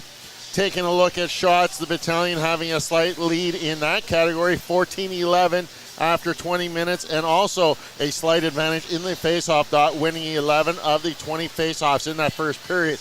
A light night in the OHL schedule as two other games going on. Currently, the Peterborough Petes lead the Windsor Spitfires 1-0. That is late in the first period of play. And in Barrie, the Colts and Hamilton Bulldogs, just 4 minutes into that game, are still scoreless. Our affiliated team, the Powassan Voodoos, they're making their only game of this week a trip into Sudbury to take on the Greater Sudbury Cubs, and they're trailing the Cubs by a score of 2-1. That's late in the first period of play. We'll keep you up to date on that score. Taking a look at some of the professional ongoings on the evening. The Thursday nighter in the NFL has the Atlanta Falcons in Carolina to take on the Panthers. That's an 8:15 kickoff. Taking a look at how the Canadian NHL teams are doing as Calgary is in Boston to take on the Bruins. They're deadlocked at 1 through the first period. And in Carolina, the Hurricanes are leading the Edmonton Oilers 1-0 after 1. In New Jersey, the Devils and Senators are deadlocked at 2 apiece, and those are the only Canadian teams in action tonight. But back here at Memorial Gardens, it is still scoreless through the first period of play between the North Bay Battalion and the Guelph Storm. One of the players that has an active streak going on right now is Matvei Petrov. He is currently on an 11-game point streak, and he joined Nikita Tarasevich in this week's Frontline podcast as they sat down with Courtney Kenny and myself, Derek Lindman. And here's just a little sample of that podcast interview now. Question, Matvei, today you're named OHL Player of the Week. What does that mean to you, and what's going through your mind when you see something like that come up? Thanks so much. I'm actually, I don't know. It's like, just thank you for like OHL to name me OHL Player of the Week. So I would say thank you so much, my partners. They just scored the goals for my assists. They just give me some pucks and I shouldn't get goals. So, and then I don't know, just I got new line mates right now. It's like Nikita and Dylan Wakely. So we did pretty good job in 2 weeks. It's like 5 in a row right now, and then just keep pushing.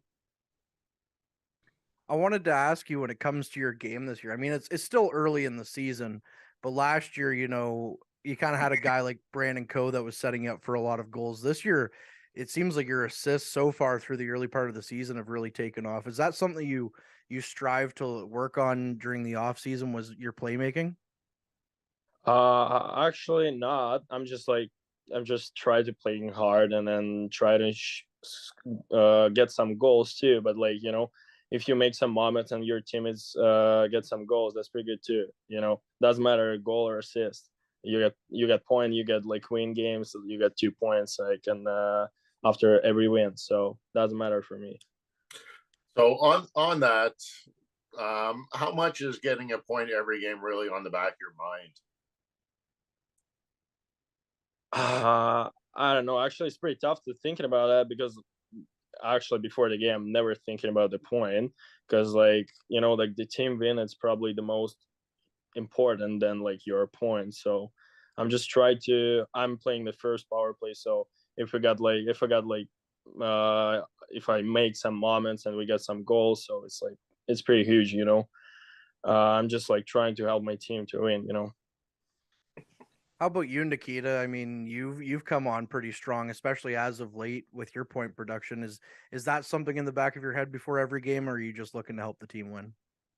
Not really. I mean, our goal was this year to win the whole thing. So the goal before every game is to win the game and focus on the game, and points is just a cherry on top of it, Playing with a player like Matvei is pretty easy to get points. So I'm really grateful. I know after the game Thursday and post-game talking with Matt Sukram, I talked to Nikita about how that was probably the best all-around game I've seen you play. How do you see this season progressing after coming over from Sarnia last year? I felt more comfortable here. Coaches trust me more with the puck. They trust me with what I do on the ice, and they know what I'm gonna bring every night. So just knowing the expectations are set for me. So, and this year it's I feel more comfortable on the ice as I'm an older player than getting those guys going. So I feel more confident, and playing with Mathe's. We've been playing together since we've been 13, 12 years old. So it's pretty nice. So what did that mean to you to get to come over here to play with Matt Bay again from Sarnia? Oh, it meant a lot. I got on the call with him right away. Like I said last time, it's special, obviously, to get to play with your childhood friend. It's awesome. How about you then on that flip side, Matt, when you find out that Nikita's coming to North Bay from Sarnia? Actually, I was so shocked because when Nikita called me, I was so confused about that because I got looking, he's Russian too in our team, and 3 kind of Russians in one team. That's gonna be danger, So I was happy actually. And welcome back to the first intermission. I'm pleased to be joined by Lyndon Hokamp for the rest of this first period intermission. That was just a small sample of the interview that myself and Courtney Kenny had this week with Nikita Tarasevich and Matvey Petrov. If you want to listen and find out more about that interview, you can catch the whole episode anywhere you download your favorite podcast, whether it be Apple Podcast, Spotify, or Google Podcast. You can find that whole episode of the Frontline Podcast. Give it a follow, subscribe, and you can be kept up to date of when those recent podcasts are going to be dropping. They've been excellent so far, and that was probably one of the best interviews I've had involving North Bay Battalion players. Really good to see what those players do off the ice. Just so interesting of how far, especially Matvey Petrov, has come with his English in only just over a year.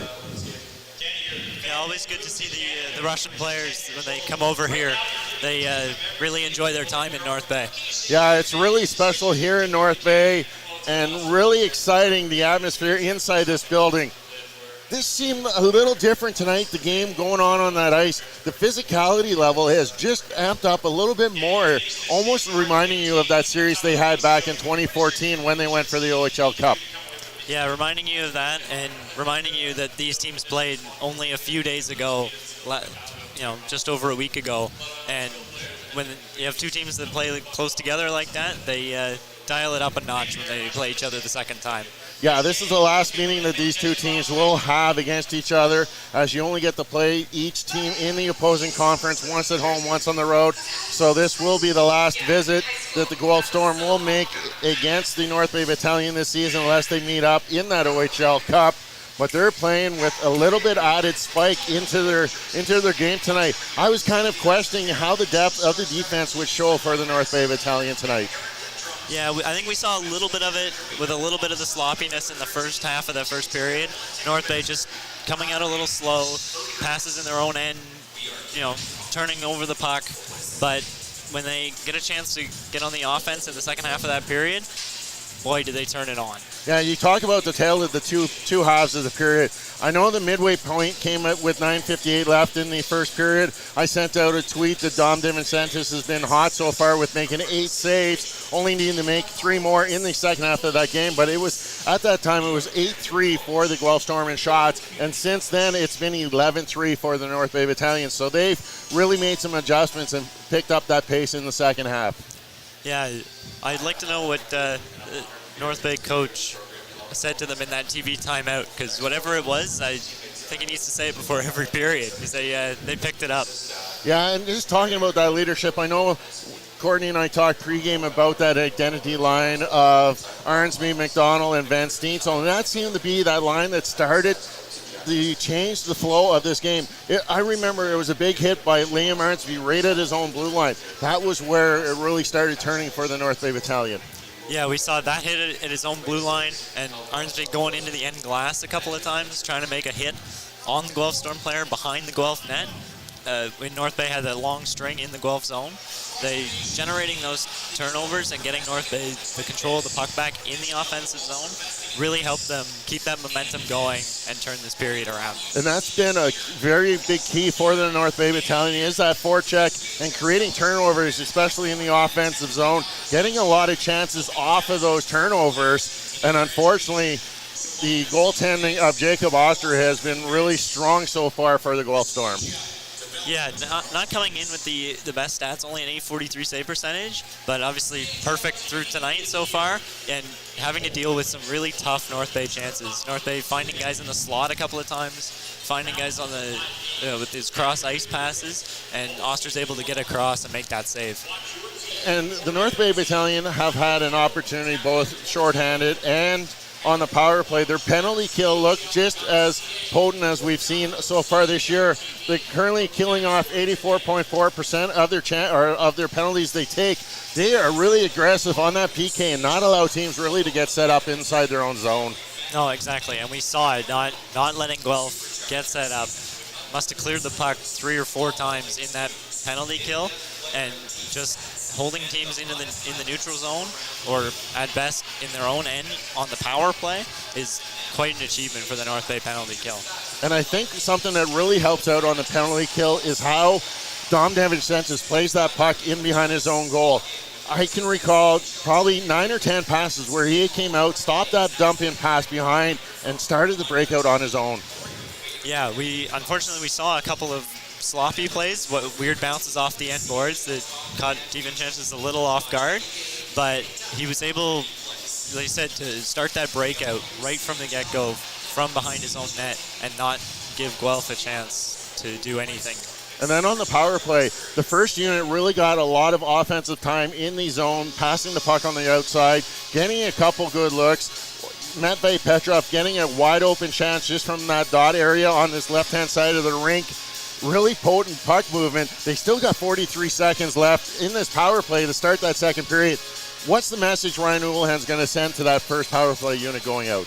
I think the message is 43 seconds is enough time. It doesn't sound like a lot of time, but if North Bay can win that opening faceoff, get down in the Guelph zone, set up, like you said, that puck movement, move around, set up, and be able to generate some really good quality chances in that limited time on the power play. And that's going to be key. This second period has to start the same way it ended that first period. A lot of momentum the battalion picked up in that final 10 minutes. And if they can start with a goal on that power play, the momentum, the crowd will really get behind them. Yeah, it really will. We saw it a little bit. Like you said, that big hit from Arnsby at the blue line that kind of turned the period around for North Bay. The crowd starts to get into it. You have a home crowd. That's why it's home ice advantage. And North Bay can really make use of that in the second period here. And if you're the coach of the Guelph Storm, Chad Wiseman, how key is it that you got out of that first period with a scoreless game? I think for the Guelph Storm, you have to try to channel that first half of the period. As much as you got out of the second half of it and you hung on, I think you got to come out firing in that first half of the first period. Well, after tonight, the Guelph Storm will travel to take on the Sudbury Wolves tomorrow afternoon before returning home on Sunday for a home game. The next game for the North Bay Battalion will be Saturday as they just go down the Highway 11 South. They'll be taking on Central Division rivalry, the Barrie Colts, and then return home for a Sunday matinee affair as the Kitchener Rangers are in town to take on the North Bay Battalion. While here at Memorial Gardens, it's scoreless through 20 minutes. When we come back to the other side of the commercial, Courtney Kenny will rejoin us for all of your second period of action.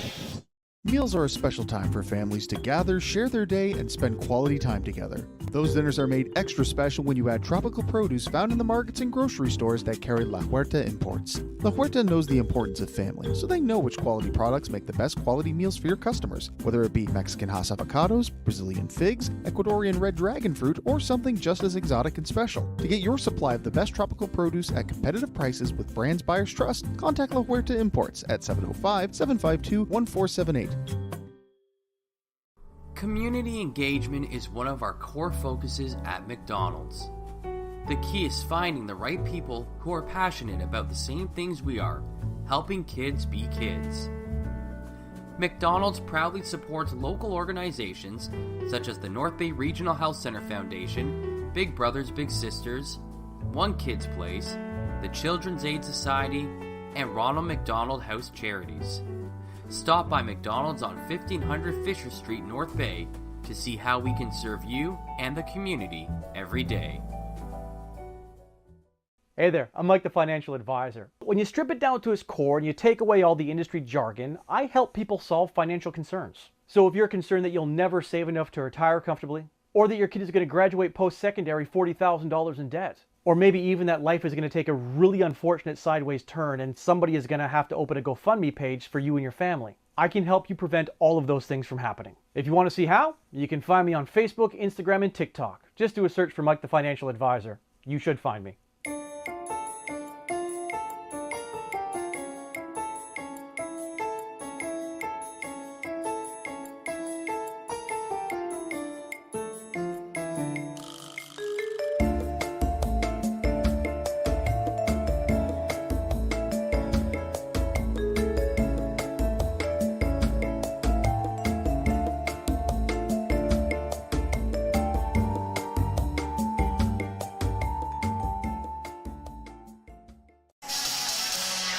And welcome back, ladies and gentlemen. I'm Lyndon Hokamp, joined by Courtney Kenny. We're back for the second period of action here at the North Bay Memorial Gardens. The score is still tied 0-0 between the Guelph Storm and the North Bay Battalion as we get underway here. And as you said, we're underway. This time the Battalion going left to right in their home whites, and Guelph going left to right in the road maroons as the Battalion are still in the power play for another 30 seconds. Ertl in some danger, gets the puck in deep to Jackson, and then they lose the handle on it. It's Walker who goes the other way. Walker slowly into the neutral zone, just killing as much time as he can. Dumps across ice on the Guelph zone. And now it's McDonald who picks up the puck behind the net. McDonald up ice to Petrov. Petrov skates it through the neutral zone, gets it into the zone. Decides to dump it around the end, and it's going to come out to McDonald, but rather that's going to be Zugan who picks that one up. Now stretch ice to Zulkin. Zulkin goes cross ice, and it's going to go wide, or rather Zulkin. And now it's Jackson who goes the other way for Van Steensel. Van Steensel's double team, though, and he can't get anything to go as both defensemen for Guelph goes. And now we're officially back to 5-on-5 hockey. So the number 5 power play, or rather the number 4, as the puck comes out and David Chenda stops it. So the number 4 power play in the league is stifled by the number 20 penalty kill so far in this one. Yeah, always difficult with that split power play. You're playing a minute and 15 in the first period and 45 seconds in the second period. Not really a chance to get anything going, unfortunately, for the Battalion. No, I mean, 45 seconds can be a long time in hockey, but sometimes you just don't have that momentum going your way. Is now Okitondu out to the neutral zone. And now the Battalion battle along the benches. That's Robinson. Goes cross ice to his partner Okitondu. Okitondu knocks that one up ice. And that one's going to go into the Battalion zone, but Govro is going to be first on that one as he's taken into the boards at the near side half wall. Puck now back out to Robinson as it's blocked by Christopoulos. Christopoulos looks up ice to Arnsby. Arnsby over to Van Steensel to Romani. Back to Van Steensel, takes the sharp angled shot, and that's going to be Oster who knocks that one aside. Van Steensel battling for the puck. Guelph comes away with it. And now it's Okitondu with the puck. Okitondu gets it up to Pasajov. Pasajov dumps that one in. Divinchenda stops that one up behind his net before giving it to Lukin, who goes for the stretch pass up to Tarasevic. And it's just out of his reach, and that's Sandu now picking it up. Puck going back down towards the Battalion zone is stopped in the neutral zone by the troops and knocked back into the Guelph zone. Petrov coming in, tries to get the center ice shot or pass to go to Wakely. He can't get it to go, but Wakely plays it back to Petrov out front to Tarasevic, and he fans on that one. Lukin, Tarasevic back to Wakely. And now it's going to be Sandu. Tries to dump that one out, and then it's going to get to Nelson. He's going to take the shot, and it's blocked in front. Puck going down the length of the ice now as Guelph dumps it down. No icing, though, and Nelson will be the first one back on it. 17-15 left. A nice spinorama move by Nelson to get out of his zone. And he gets the puck up quickly to Tarasevic, who's going to dump it in. And they're going to go for a quick change. Wakely battling with Allen. Wakely's quietly put up 13 points so far in the 14 games for the troops, having a good sophomore year here for the boys in green. And Guelph takes the shot. It's kicked away by DiVincentis. Puck now goes up ice. Sema tries to get that one, but Allen knocks that one aside. And now it's back out to the neutral zone, and Murray's just going to dump that one down. DiVincentis gloved it down and plays it up ice to Sema. Trying to spring Sema, but it was just out of his reach. And that one's going to go for icing, and Sema's going to argue it, but of course, as you know, when the referee's made up their mind 9 times out of 10, that's what it stays with. Yeah, that was a really close icing call for Sema there. The pass from DiVincentis just a little out of his reach and almost beating out the icing call in the Guelph end. Almost, yeah. If he would have gotten that pass, though, that would have been something, as he would have been sprung in all alone. As the Battalion win the battle, or the face-off in their own zone. Tarian looking up ice for Sema. And Sema's going to chase after that one with Ogi Tundu. Sema in the corner with Arnsby. Back out to Arnsby, and now we're going to get a call on a hand pass with 16:21 left in the second period.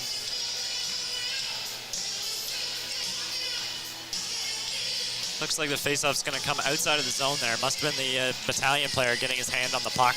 Yeah, linesman Darren Long holding it near at the faceoff dot near the Battalion bench. It's going to be Jackson coming in for the Battalion against Cooper Walker, the captain for the Storm. It's going to be one back to Oki Tundu. Going up ice now. The pass just missed a couple of Storm players, but no icing, as it's going to be into the Battalion corner. Walker hit into the boards by Jackson. Now comes out with a sharp angled shot. Paquette tried to get that one to go. DiVincentis said no way, as he blocked that one down right against the post.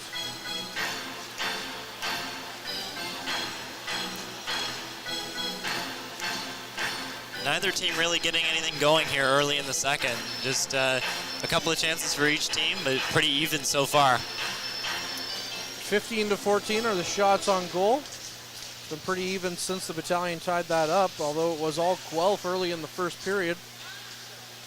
Now Zilkin loses the handle on it to Jackson. Jackson looking around behind his net to Nelson. Can't get it to go to him. And the puck's going to go all the way back out to the neutral zone for Sandu. Up to DiVincentis. DiVincentis leaves it. Nelson goes cross ice for Romani, and Romani tries to do the same for Ertl. Goes out of his reach. And now Guelph picks it up in their zone with Allen. Allen over to Sandu. Sandu looking up ice. There's a pass Zugan. And now it's going to be Carabella who picks it up in the far side. Nelson tries to bobble the puck. And now Zilkin goes cross ice. And they can't get it to go. Murray over to Allen. Allen takes the shot. It's blocked. And then a shot from wide goes from the goal line. Somehow beats DiVincentis as he was sprawling to get back. As the puck took a fortunate bounce for the Storm. And the Storm are going to go up 1-0 here in the second period. Yeah, Shugan just catching it there on that rebound, just at the goal line almost, firing it from a very sharp angle, beating a sprawling DiVincentis. Not much DiVincentis could do there, just the rebound coming right to the Storm player beside the net. That's going to go for Zugan's 4th of the season on a very fortunate bounce for the Storm, like we mentioned. So the Battalion, no strangers to battling back, as now they're going to look at it, and the Guelph bench, that's head coach Chad Wiseman kind of wondering what's going on here, as now they're talking to Ryan Houlihan on the Battalion bench. It looked like they were reviewing it for some reason. Now we're going to get a goal review here as the two teams are going to go to their benches. But that goal, yeah, again, just coming from the goal line, I don't know what they're looking for, but just basically a really fortunate bounce to get to Zugan there, as DiVincentis was tied up in his crease. Maybe goaltender interference, that's the only thing I could think of. Yeah, or like the NHL rule, if they were offside coming into the zone or something. Like, I don't know how far back these guys can go on the bench here in North Bay, if they can look at something like that. But we'll see what it is here. They've got the replay on the screen here in the Memorial Gardens. So goaltender interference is the reason for looking at this. And in real time, I thought maybe it looked good, as we're going to get another replay from the corner cam. And There was a Guelph player that was pushed into DiVincentis. Whether or not he went in on his own accord or was pushed in is going to be the question here. Because if he's pushed in by a Battalion player, it's not goaltender interference, right? Right. But then again, this goes back to a couple of years ago in the NHL when they couldn't figure out goaltender interference for the life of them.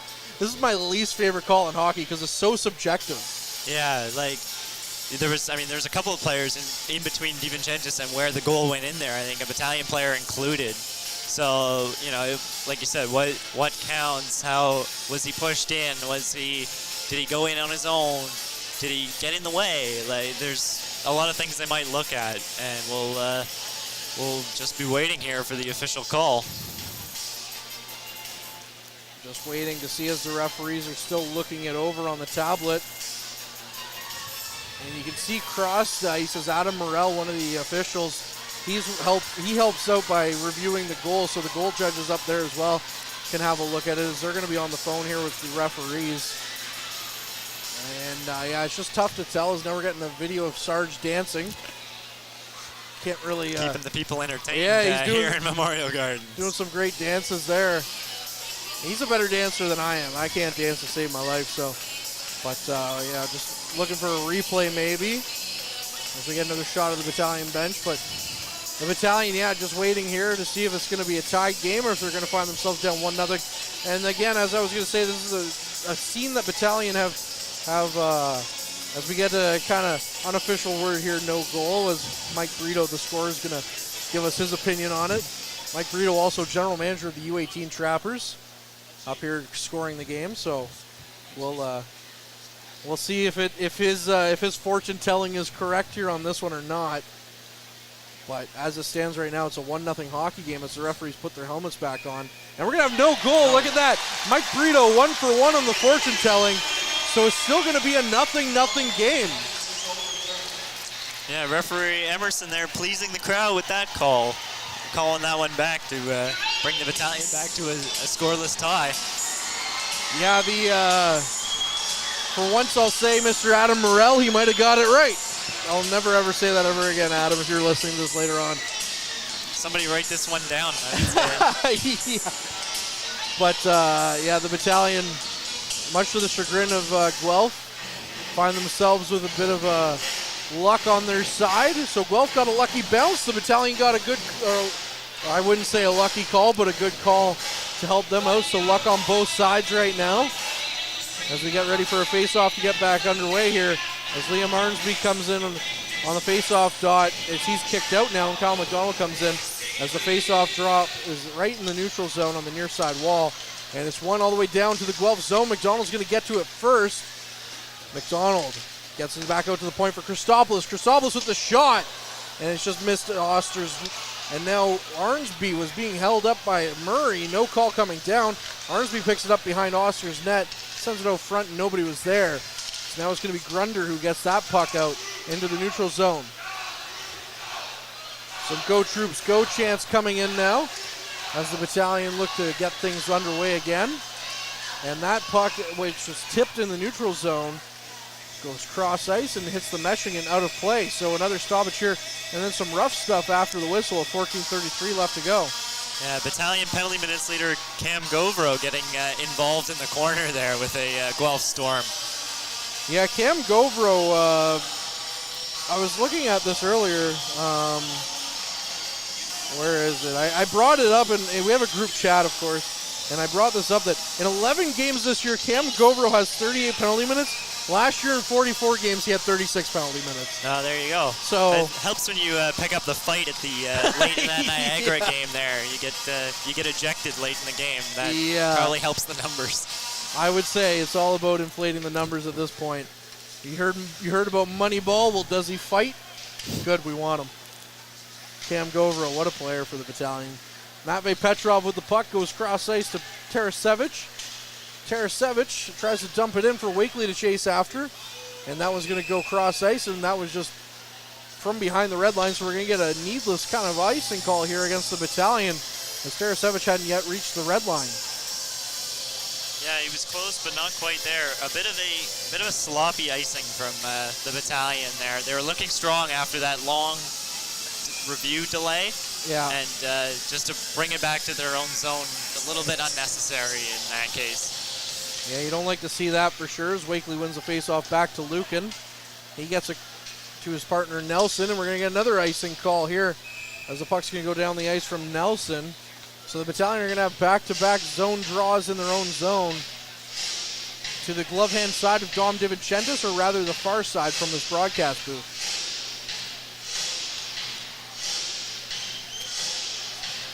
On the bright side, Guelph isn't changing the skaters either, so they're not any more energized than the Battalion are. Wakely shown the door from the face-off dot. As he's brought back in, actually. You don't see that very often. Lucan gets the puck off the zone draw. Petrov looks up ice, gets it over to Nelson. Nelson skates into the Guelph zone. The Battalion electing to carry the puck into the zone this time instead of dumping it down the ice. And Tarasevic gets it back to Lucan, and he can't hold the line as it hops over his stick. Tarasevic couldn't play it as he was waiting to come back on the offside. And the puck is dumped back in and chipped back up the ice to Murray. Murray in the neutral zone. Skates the puck back to his blue line, loses it to Tarasevic. Tarasevic now carries it into the Guelph zone. And it's going to be Allen who strips him of the puck. Going the other way now. That was Poitras. He loses it to Ertl. And Ertl goes cross ice to Kennedy. Kennedy back in front of DiVincentis' net to Nelson. Sends it up to Jackson. Jackson to Tarasevic. Tarasevic with the shot. And it's right into the chest or pads of Oster there. So the Battalion testing, again, Jacob Oster here a lot. 16-14 are the shots in favor of the Battalion. Yeah, Oster getting tested quite a bit in the first period. Not as much early in the second here, making that one look easy, right into the crest on the front of his jersey. Yeah, you're not going to get many rebounds from there. As Ertl tries to walk his way through the zone. He's stopped up by Sandu. And the puck comes back out to the neutral zone for Zilkin. Zilkin carries it in. He goes offside. And once again, Winnipeg prospect Danny Zilkin. And that's an offside call against the Storm. 12:59 left in the second period. Once again, the shots 16-14. Zilkin coming in for the draw with Kyle Jackson. Nick Sema now up on that line. So him and Romani swapping places for at least this shift. Kennedy goes back to play the puck in his own zone. Gets it back up quickly to Ertl. Ertl with some speed through the neutral zone now. Stops up at the blue line, tries to dump it in. And he can't get it to go very far as Carabella goes the other way.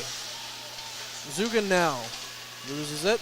And then Zilkin just makes Christopoulos look silly as they get around him. And then we're going to get a delayed penalty here against the Battalion for tripping as Zilkin just powered his way through. But what a move around Paul Christopoulos. My goodness. Yeah, really good move from Zilkin there. A little bit of confusion at the blue line helping him out, I think. The puck almost coming out of the zone, but not quite coming out, getting a delayed offside, tagging up and then just taking the puck and dancing into the Battalion zone, getting pulled down and drawing a penalty. So Wyatt Kennedy will be in the box, the rookie defenseman. Got a cup of tea last year with the troops. And it's going to be Arnsby who wins it back to Lucan, and then Arnsby's going to get it from Lucan and dump it down the ice. Going the other way, Oster picks it up beside his net, leaves it for Murray. And Murray now skates the puck up through his own zone and into the neutral zone before getting into the Battalion zone and passing it off to Poitras. And now going the other way, it's going to be Kyle McDonald. Kyle McDonald in alone, shorthanded, takes a shot. What a save by Oster, in the butterfly stops that one. And Kyle McDonald, one of the better bets, going in shorthanded, now picks the puck back up before he dumps it back down the ice. 1:24 left on the power play. My goodness, the Battalion are getting their chances in spades. They just can't get anything to go their way. Murray knocks it back in. Christopoulos tries to get it past Poitras, but he gets it up to Zilkin instead.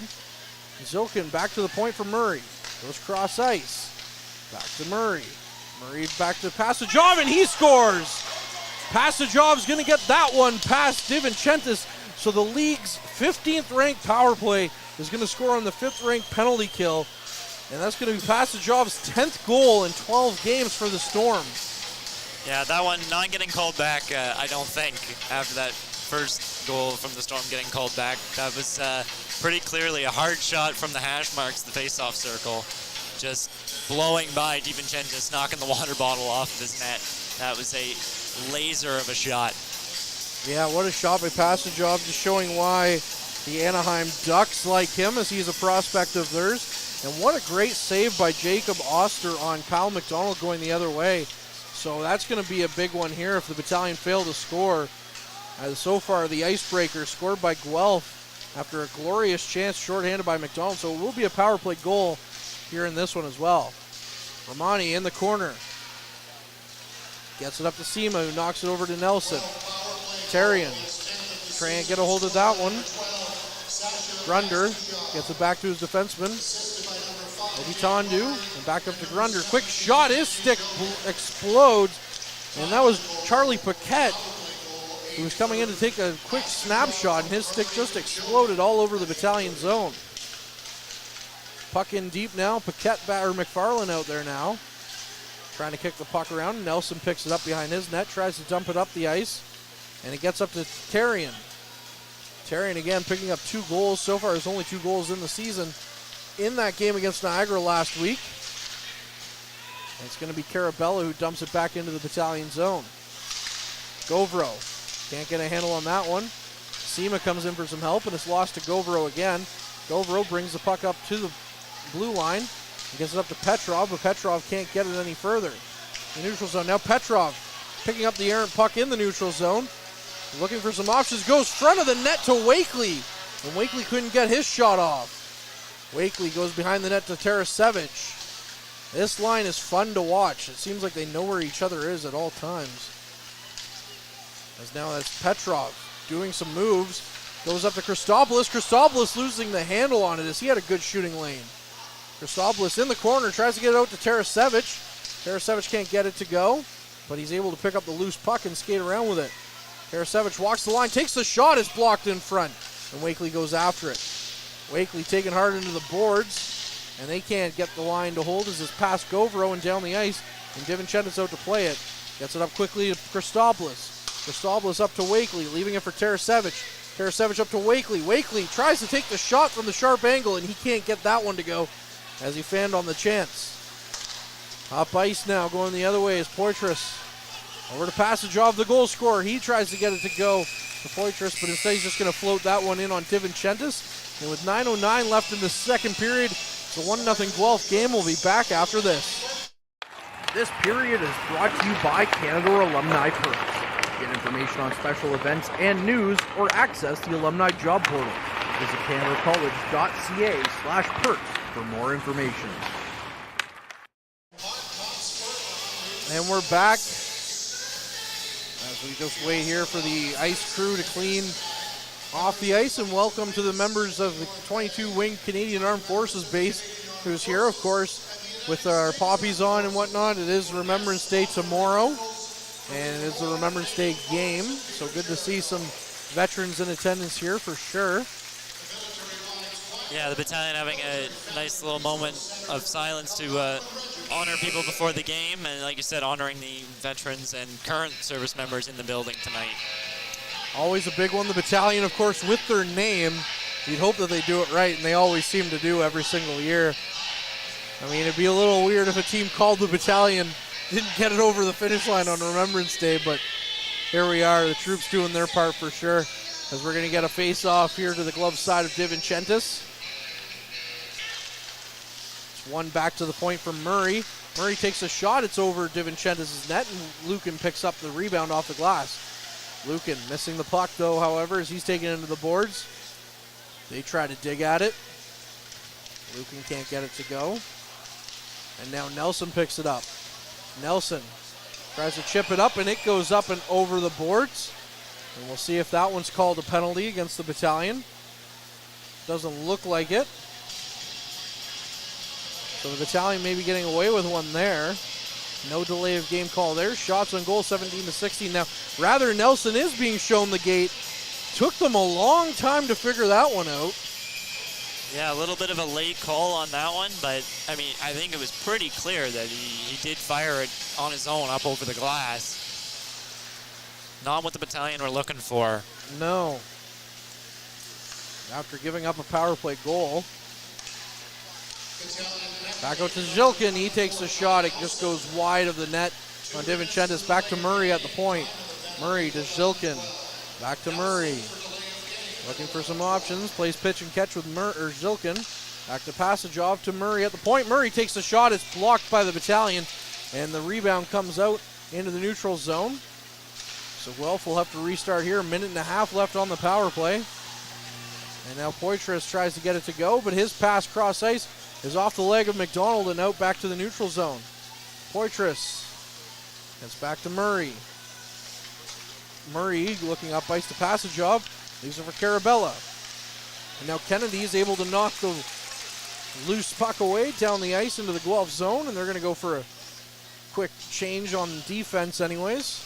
There's still Arnsby and McDonald out there. A minute left on the power play. Going down the ice. It's McFarland as he has to stop up. He loses it to Arnsby as Arnsby takes it behind the net. Tries to stop it up, but instead it's one back to Zilkin. Zilkin to Allen. Allen fakes the shot. Holds on to it. Looking for some more options. Allen back to Zilkin. Zilkin. Back to Poitras. Back to Allen at the point. Takes the shot. And DiVincentis at the top of his crease stops that one. And there's 35 seconds left on the man advantage with the delay of game penalty to Ty Nelson. Guelph really using those hard shots from their power play. We saw the first goal from Passagov just blowing by the Battalion, and a couple of hard shots here challenging DiVincentis in the Battalion net. DiVincentis looking strong on this penalty kill. So are the Battalion, but that can all change in a matter of seconds. It's back to Allen at the point. Over to Walker. Back to Allen at the point. Goes over to Zugan. Playing pitch and catch now with Allen. Allen takes a shot. It's off the stick of Wakely. And then Tarasevich picks up the loose puck and sends it down the length of the ice to Oster. And Oster leaves it for Allen. 14 seconds left on the man advantage for Guelph. And Allen picks it up in his own zone. Allen up to Zulich. Zugan gets lost in the corner. And now the puck's just trapped down there. And now we're back to 5-on-5 as Nelson skates cross ice. Going off in exchange for Petrov. And now the puck's behind the Battalion zone, but Walker's going to pick up the rebound behind the boards. Zugan gets it to Walker on the far side half wall. Walker tries to walk it up, but instead Zugan picks it up. Gets it back to the point. A quick attempt comes in, and DiVincentis is going to glove that one down with 6:21 left in the second period. North Bay hemmed in a little bit there, even after the penalty expires. Not really able to get that puck back from the Guelph Storm. And luckily not turning into much of an opportunity there. But Battalion are really going to have to turn things around here if they want to get back in this game. Yeah, shots on goal, 17-17. But like you said, the troops being hemmed in for a little bit there. Of course, being on the penalty kill will help with that as well. But just not able to get anything going here now that they're back to 5-on-5. Nelson playing the puck behind the net. Loses it to Guelph, but Petrov's going to come in and play it. Although it'll get back to the point. And Okitondu is just going to knock that one back in.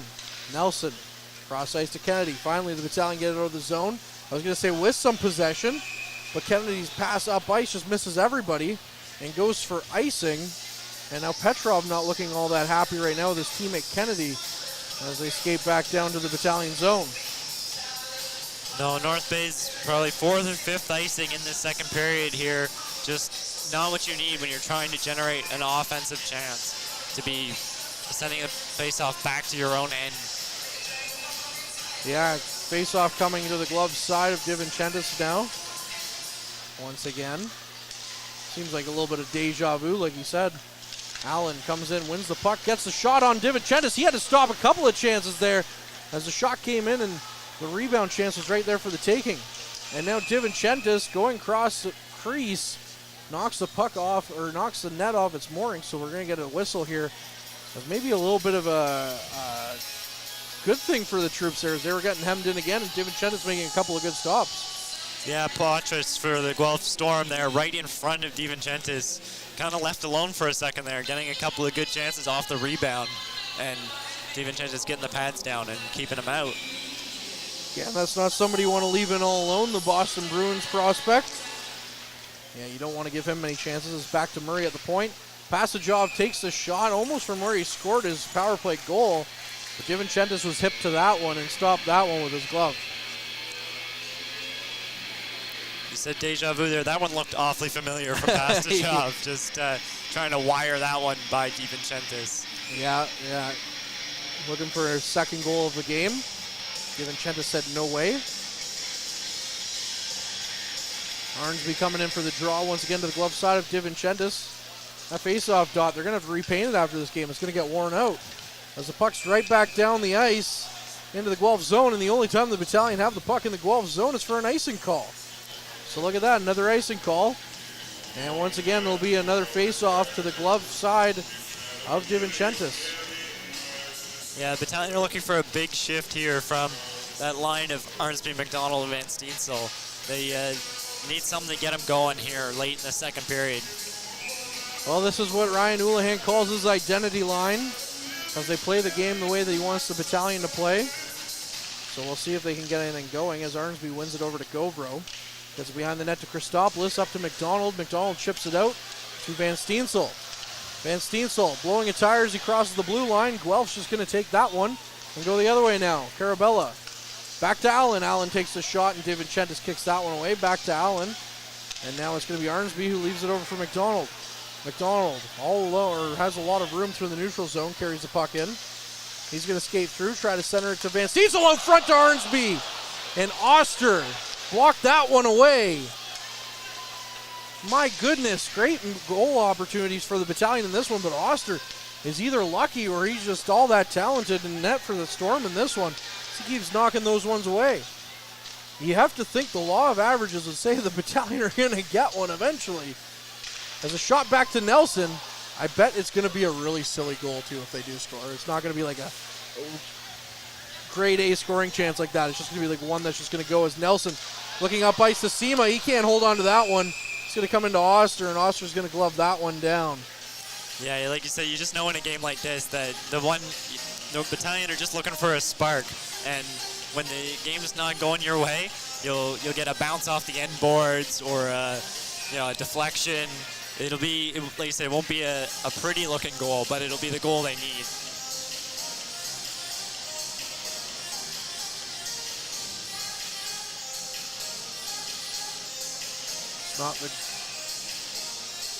They're coming with a face-off now here. Romani coming in. The glove side of Oster. Romani tries to knock that one back. Sema overskated that. Now Lucan comes in for support as he's dragged down in the corner. No call coming there. And now on the near side wall, Guelph's going to get it out. Robinson up ice. Leaves it for DiVincentis behind his net. And he's going to leave it for Ty Nelson. 4 minutes now left in the second period. 1-0 Guelph leads. Nelson's going to dump that one in. And coming in, Nelson tried to bat that one as it was bouncing everywhere. Couldn't get it to go. Goes back behind the net to Petrov. Lucan keeps that one in. He tries to dump it cross ice. And Sema now doing all his job that he can to keep the puck in as he goes hard into the boards. Romani now through the neutral zone. Dumps that one in. And Oki Tondu is going to knock that one over to Robinson, his D partner. Back to Oki Tondu in the corner. His pass attempt up to Grunder. Can't go. And now Petrov picks it up. Petrov looking for options. Skates around. And it's going to be Christopoulos who's just going to shovel that one back in. It's going to be Petrov who picks it up in the near side corner now. Matvey Petrov skates around looking for some options. Comes out, takes the shot. Oster knocks that one aside. Wakely tried to tip that one back to himself, and he couldn't get it to go now. Tarasevich behind the net. Gets it out to Wakely. Wakely has the puck knocked off from him. And Tarasevich trying to walk out front. Well, nearly got it to go, but he loses the handle on it, and now the puck's back out to the blue line. Tarasevich dumping that one back in. Wakely picks it up and just sends it around the perimeter. And Petrov's going to pick it up. Best shift we've seen from the troops in a while. Now the puck's back to Petrov on the far side wall. Guelph now with possession. They're going to dump the puck down and taking a little bit of that troops medicine there. Going to send that one down to get an icing call. But on that one, you got the feeling that they just needed anything to stop the play because they were hemmed in. Yeah, an absolutely amazing shift from Petrov, Wakely, and Tarasevic, just flying around the Guelph zone and feeling like a complete role reversal the rest of the period there. The Battalion trapping Guelph in their own end until Guelph ices the puck. Sounds like Guelph's taking a timeout here. So a much needed timeout for the Storm after that. The Battalion going to try and reset here and get something to go. Like you said, a great shift by that quote-unquote third line of Petrov, Wakely, and Tarasevic. Realistically, you could argue the top three lines of this team could be a number one line on any team. It's a very deep Battalion team. They were a deep team last year, but I think this team, if they end up getting the production that they think from lines 1 through to 3, have a potential to be a deeper team than last year's. Yeah, pretty interchangeable, those top three lines for the Battalion. It's good to have, to be able to just flip those lines in and out. You get one line, like we've seen from Petrov, Tarasevic, and Wakely, having a good night. You don't need to rely on the other two as much. We're going to see the Battalion counter with Jackson, Ertl, and Romani. Ertl tries to get the puck in deep, but instead Guelph's going to pick it up. Passagov is going to get it up ice. Now it's going to be McFarland who takes the shot. DiVincentis stops that one. And 2:22 now left in the second period. Shots on goal are 22-19 in favor of the Storm. Battalion just leaving McFarland a little bit of room there on the left wing, and McFarland taking the opportunity to get a decent shot on DiVincentis. One back out to the slot. McFarland couldn't get that shot to go. That would have been a good chance for the Storm. Puck back to the blue line for Allen to Murray. Murray's going to dump that one in, and Nelson's going to pick it up on the rebound from the boards. Nelson looking for Ertl up ice, is going to miss him. And surprise, surprise, it's going to be another icing call here. If the Battalion were baking a cake, there'd be no shortage of icing. That would be correct. I don't know if I'd want to eat the cake at this point. It'd be too much icing. Yeah, there'd be no cake with the icing. It'd be way too sweet. The things we talk about on this broadcast. Jackson coming in for the draw on the glove side of DiVincentis. And it's going to be Carabella who comes away with the possession. Gets back out to the point for Okitandu. He's going to lose the handle on it, but it's going to be Romani who goes after it. Romani losing the handle on that one. Guelph goes the other way now. Zilkin skates it into the troop zone. Can't get his pass to really go, but still they do get it in deep, and Nelson playing it in the corner. Goes up ice to Lukin, who gets it to Romani. Ertl now over to Jackson. Jackson takes the shot, and it's kicked aside by Oster. Oster didn't really see it, thought that he got the rebound to go the other way, and the puck was behind him on the other side of the ice. Zilkin bodied into the boards by Govro. Now Christopoulos comes in, and it's McDonald who comes away with it.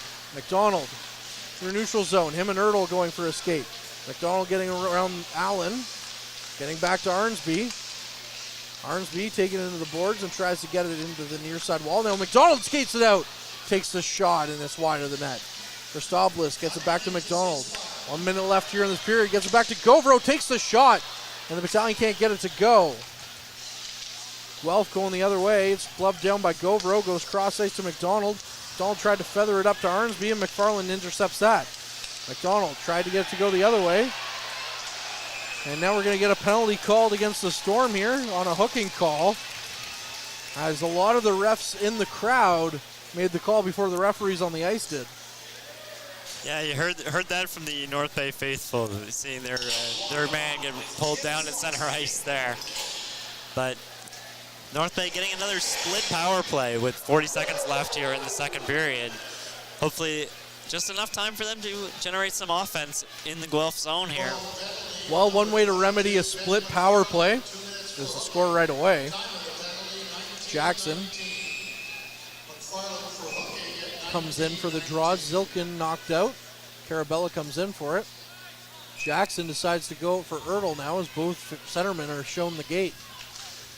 Ertl tries to win it to McDonald. He can't get it to go. And now Ertl behind the net tries to play it out front. Comes in for support as Jackson over to Nelson. Nelson with the shot. And it's knocked away by Oster. McDonald couldn't get the rebound to go as his stick was tied up in the slot. And now Petrov back in his zone, gets it up to Nelson. Nelson to McDonald. He feathers it up to Nelson. Nelson takes the sharp angle shot, and Ty Nelson scores and ties it on the power play. Ty ties the game. Fantastic shot from Nelson there. Just finding the 5-hole of Oster on a pretty little passing play up across the Guelph blue line. Nelson picks it up at the face-off dot and finds the 5-hole. What a great shot, like you mentioned, by Ty Nelson. That'll go down as his 5th of the season. And with 14.4 seconds left on the clock here in the second period, we have a tied game going into intermission, presumably. And that's just the medicine the Battalion needed after what looked like what was going to be a long period for the troops, as Wakely wins it back to Nelson now in the Battalion zone, and Nelson sends it down the ice. It's in on Oster. Oster knocks it aside to Akitondu. Akitondu with some pressure there by Petrov, and that's going to do it here in this period. But the Battalion have life going into the intermission, and it's a 1-1 game. Shots on goal 23-22 in favor of the troops. Battalion getting the pick-me-up there right at the end of the period, and we'll see if they can come out a little stronger in the third. As I said, you know, it's a good way to remedy that split power play. Scoring right there, and that's exactly what the troops did, making me look like a genius. It's the few times that they do. But before we go to break, Lyndon, what did you like about that period? What didn't you like about that period for the troops? It was a little bit of a rough period from the Battalion. Just getting hemmed in their zone a lot. They'll need to come out a lot stronger in the third, and we'll see if they can answer for that. Well, that answer and more will be on the other side of this break. As we take a quick break, Derek Lindemann will have you on the other side of this for the second intermission, and as always, keep your eye on the front line. Average Joe's Eatery and Patio Bar is North Bay's only year-round lakefront restaurant. On the shores of beautiful Trout Lake, we have been serving delicious food and stunning views since 1999. Indulge in one of our delicious menu items, or simply sit with a cocktail in hand and watch the beauty of Trout Lake before your eyes. Check us out online at averagejoes.net or visit us in person at 3501 Trout Lake Road, North Bay. As a Canadore College alumni, you have access to perks. Canadore Alumni Perks. This is a lifetime membership that includes special access to great offers, opportunities to get involved, and so much more. Graduates can access discounts and special offers from businesses and hotels locally, across Canada, and internationally. Get information on special events and news, or access the alumni job portal. Keep in touch with Canadore's alumni office. Visit canadorecollege.ca/perks. Great things happen here. You rely on your vehicle to take you to the places that matter most to you. So bring your vehicle to the team you can rely on to keep it running at its best. Dave's Automotive Services. Whether you're getting your car or truck ready for the season with a tire change, making sure you're safe on the road with an inspection and certification, or doing your due diligence to keep your vehicle in tip-top shape with regular maintenance, Dave's Automotive Services has you covered. Expert troubleshooting, quality repairs, and time-efficient labor are the 3 stars of service you can expect when you bring your car or truck to Dave's Automotive Services at 411 Airport Road. Call 705-478-5544 and book your appointment today. The Frontline Podcast, Season 3. Courtney Kenny, Matthew Sukram, Derek Lindemann, Bob Coles, and Ben Long bring you closer to your favorite teams like never before. Covering everything to do with hockey in the North Bay area, exclusive interviews with the North Bay Battalion staff and players, expert analysis on the OHL, NOJHL, and more, keeping you up to date on all things Voodoos, Trappers, Lakers, and more. It's a new season, it's a new adventure. The Frontline Podcast Season 3. Available wherever you download your favorite podcasts. Tonight's broadcast is brought to you by Average Joe's Eatery. Average Joe's, where we want your experience here to be a happy one. 3501 Trout Lake Road.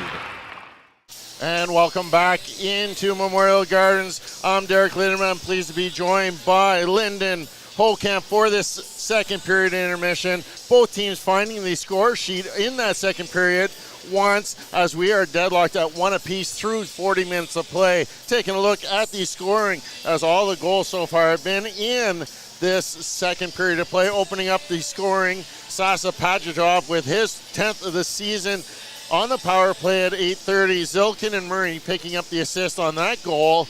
And then at the 1945 mark, Ty Nelson with his own power play goal, the 5th of the season, has tied things up here. McDonald and Petrov with the assist on that. Petrov's assist has now extended his point streak to 12 games. So congratulations there, Petrov. And taking a look at the shots on goal, Guelph with 11 shots in the second period for a total of 22. Battalion 9 for a total of 23. In the specialty teams categories, the Guelph Storm are 1 for 3 on the power play, and the Battalion 1 for 2 on the power play. Both goals in the second period were scored on the power play. In the face-off dot, the North Bay Battalion with a slight advantage, 25-22 there on the face-off dot. Only 2 other games in the OHL tonight. Both of those are still in the second period of play as the Petes now with a 2-1 lead over the Windsor Spitfires. That game just seconds left in the second period in Windsor. And in Barrie, 7 goals have been scored so far as the Hamilton Bulldogs have a 4-3 lead over the Barrie Colts. Taking a look at the NOJHL as their affiliate, the Powassan Voodoos are in action tonight. This is their only game of the weekend as they are in Sudbury to take on the Greater Sudbury Cubs. And that game also through 2 periods of play. Now see the Powassan Voodoos with a 3-2 lead. Jaden Sturge with his first NOJHL goal, and Thomas Gazik have given the Powassan Voodoos that 3-2 lead after 2 periods of play. Taking a look at the Thursday nighter in the NFL. First quarter done in Carolina as the Panthers are leading the Atlanta Falcons by a field goal, 3-0. Taking a look at the few NHL games by Canadian teams tonight as just updating the scoreboard there quickly. Again, still a little delayed there as it's still showing the first period scores. Haven't been able to get anything refreshed, so I'll see if I can get that in a couple moments. Well, let's talk about what has been happening so far on the ice. Linden, both teams capitalizing on their power play opportunities. Yeah, the Battalion goal especially really capitalizing on the puck movement, breaking into the zone, Petrov just tapping it up to Nelson at the blue line, and Nelson finding a beautiful shot through the 5-hole of Oster. Yeah, we just saw a couple seconds before that. Oster also struggling on a low puck. He had to look behind him, not knowing where that puck was. But the North Bay Battalion do find themselves with a 1-1 tie after 40 minutes of play. That shot by Pastajov, though, just unbelievable. That one timer he was able to release from just inside the face-off circle. Yeah, I said that to Courtney during the game, that Guelph power play really relying on those hard shots from there, especially from the point. And we saw that on the goal from Pastajov, just teeing it up from the face-off circle and blowing by the Battalion. Speaking of Pastajov, he was one of our Mike the Financial Guy's players to watch. So let's update how those players are doing at this moment. Players to Watch is brought to you by Mike the Financial Advisor. If you have financial questions, he has financial answers. On Facebook, Instagram, and TikTok at Mike the FA. Looking at Sasa Pastajov, he has that lone power play goal for the Guelph Storm. Also 4 shots on goal, so he's been productive for the Guelph Storm. And then on the other side, Kyle McDonald has had a strong performance with the North Bay Battalion, picking up an assist on the power play goal by Ty Nelson, and just doing a really strong game. Just moments before that goal by Pastajov, though, Kyle McDonald had a shorthanded breakaway, trying to go 5-hole, but Oster was there to close it. Yeah, that was a glorious opportunity for Kyle McDonald on the breakaway, and unfortunately just not able to quite finish it past Oster, as Oster just closed the 5-hole and bounced the puck off his pads. Really good game. Let's talk about some of the other things that the front line is doing in and around the community. We talked about covering the Powassan Voodoos. They're on a 7-game winning streak. They're currently leading up in Sudbury 3-2 against the Greater Sudbury Cubs. Unfortunately, that's the only game of their action this weekend, so there will be no Powassan Voodoo action on the front line this upcoming weekend, but we will be busy elsewhere. A lot of Lakers hockey getting underway. There's going to be a doubleheader on Saturday evening. Lyndon, I know you're not going to be there, but it's going to be a special night for the Nipissing Lakers as they are hosting their annual mental health game, Break the Ice. Yeah, it's a big game for the Nipissing Lakers. Unfortunately, like you mentioned, I'll be at the Nipissing Lakers basketball, which are also in action this weekend. Busy day for the university here. But yeah, it's a good community event for the Nipissing Lakers to host that Break the Ice game. They have both the men's and women's teams in action. Hopefully able to bring out lots of people, raise some money for a good cause. I know the women's team do have a special purple jersey they will be wearing during that game, and we'll be auctioning those off after the game to raise money for mental awareness. I know you're a student up at Nipissing. How important is those activities such as mental health awareness for students here in the community? Yeah, it's always a good thing to have. Like, you look at just have hockey games. We haven't had the last couple of years to have hockey to come out to and watch, and then to be able to take that another level, to be able to raise money for a good cause and bring people out to really raise awareness for mental health, which is pretty important to a lot of students. I know last night the women's Laker hosted the Ontario Tech Ridgebacks, came away with an exciting 3-1 win to get back in the win column. They fell to 8th in the national rankings, but you were here taking in the game as a spectator, not behind the mic.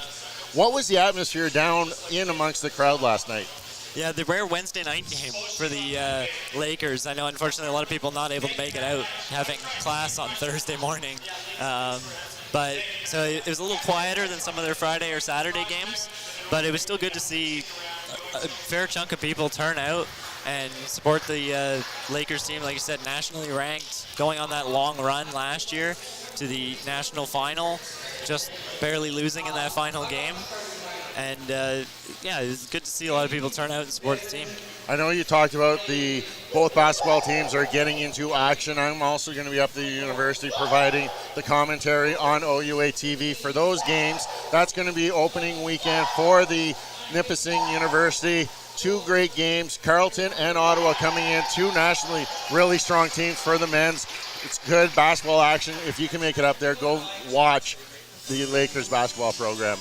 Yeah, I'll be up there at those games as well. It'll be, like you said, some strong teams coming into town. The basketball team is not off to a hot start with a couple of road losses, but hopefully having the home crowd there at up at the university gym will have a better effect for the team. And then next weekend, homecoming here for Nipissing University. There'll be activities going on here at Memorial Gardens. You talked about a skate for the alumni and students, followed by a homecoming game here at Memorial Gardens, as both teams will be in action again next weekend. And then the volleyball season, which you also do the PA for, is going to kick off their season at Nipissing. Yeah, another busy weekend next weekend in North Bay. We've got Battalion next Thursday. The Frontenacs are in town. And then, like you mentioned, for up at the university, we got volleyball Friday, Saturday. We've got homecoming hockey doubleheader on Saturday. So no shortage of action, especially hockey action in North Bay. I know a lot of the student populations don't really make it out here to Battalion games, but the Laker games themselves, such as the volleyball, the soccer that we've already seen, the men's team going on a good run this year, basketball, and the hockey program, how much does that bring the student community together? Like I said, especially going through school my first year with the COVID pandemic, it's been really nice to see sports coming back and having people come out to those games, especially the ones up at the school. They're a little more accessible for students, especially by bus. Unfortunately, the Memorial Gardens not as accessible for public transit, but it's always good to see, you can pack the gym pretty good for a basketball game up at the university. And what about that atmosphere that was just a couple weeks ago when the men's soccer team hosted their first ever playoff game, beating the Toronto Varsity Blues 1-0. You had a very comfortable seat in the media booth. I unfortunately was upstairs with Matt Sukram, braving the elements. That was an atmosphere and just a great victory for the men's soccer program. Yeah, a really big win for them in that game, beating U of T in a very late goal. And like I said, it helps bring out more people when you have exciting, successful teams for them to come cheer on. And unfortunately, the men's team falling a couple games later in the playoffs, but playing on the road, but it'll be good to see them come back next year, hopefully with an even stronger team. Well, it just goes to show how big this frontline broadcast has taken off here, especially recently this fall, taking on the Voodoos and the U18 Trappers. They're not at home this weekend. They're going to be in New Liskeard, taking on the Cubs tomorrow night before making a road trip up to Kapuskasing to play the Flyers on Saturday night and a Sunday afternoon contest there up in Cap. So the U18 Trappers on the road. Then we cover mostly all the Lakers events between hockey, basketball, and soccer. You can follow the Frontline Podcast. You can follow them on Instagram, Twitter, Facebook, anywhere you can see your social media. You can follow the Frontline and see what they are doing within the community and keeping local sports connected to you through the Frontline broadcast. Just recently, the most recent Frontline podcast was Matvey Petrov and Nikita Tarasevich talking about North Bay and as a community and how great hockey is here for those athletes with the OHL. Wow. Through 40 minutes of play, nothing has really been solved. Both teams finding the back of the net once in that second period. Sasa Pastajov has scored for the for the Guelph Storm, and Ty Nelson for the North Bay Battalion. When we come back after this short message, Courtney Kenny will bring us through the exciting third period action. Meals are a special time for families to gather, share their day, and spend quality time together. Those dinners are made extra special when you add tropical produce found in the markets and grocery stores that carry La Huerta imports. La Huerta knows the importance of family, so they know which quality products make the best quality meals for your customers, whether it be Mexican Hass avocados, Brazilian figs, Ecuadorian red dragon fruit, or something just as exotic and special. To get your supply of the best tropical produce at competitive prices with brands buyers trust, contact La Huerta Imports at 705-752-1478. Community engagement is one of our core focuses at McDonald's. The key is finding the right people who are passionate about the same things we are, helping kids be kids. McDonald's proudly supports local organizations such as the North Bay Regional Health Center Foundation, Big Brothers Big Sisters, One Kids Place, the Children's Aid Society, and Ronald McDonald House Charities. Stop by McDonald's on 1500 Fisher Street, North Bay, to see how we can serve you and the community every day. Hey there, I'm Mike the Financial Advisor. When you strip it down to its core and you take away all the industry jargon, I help people solve financial concerns. So if you're concerned that you'll never save enough to retire comfortably, or that your kid is going to graduate post-secondary $40,000 in debt, or maybe even that life is going to take a really unfortunate sideways turn and somebody is going to have to open a GoFundMe page for you and your family, I can help you prevent all of those things from happening. If you want to see how, you can find me on Facebook, Instagram, and TikTok. Just do a search for Mike the Financial Advisor. You should find me.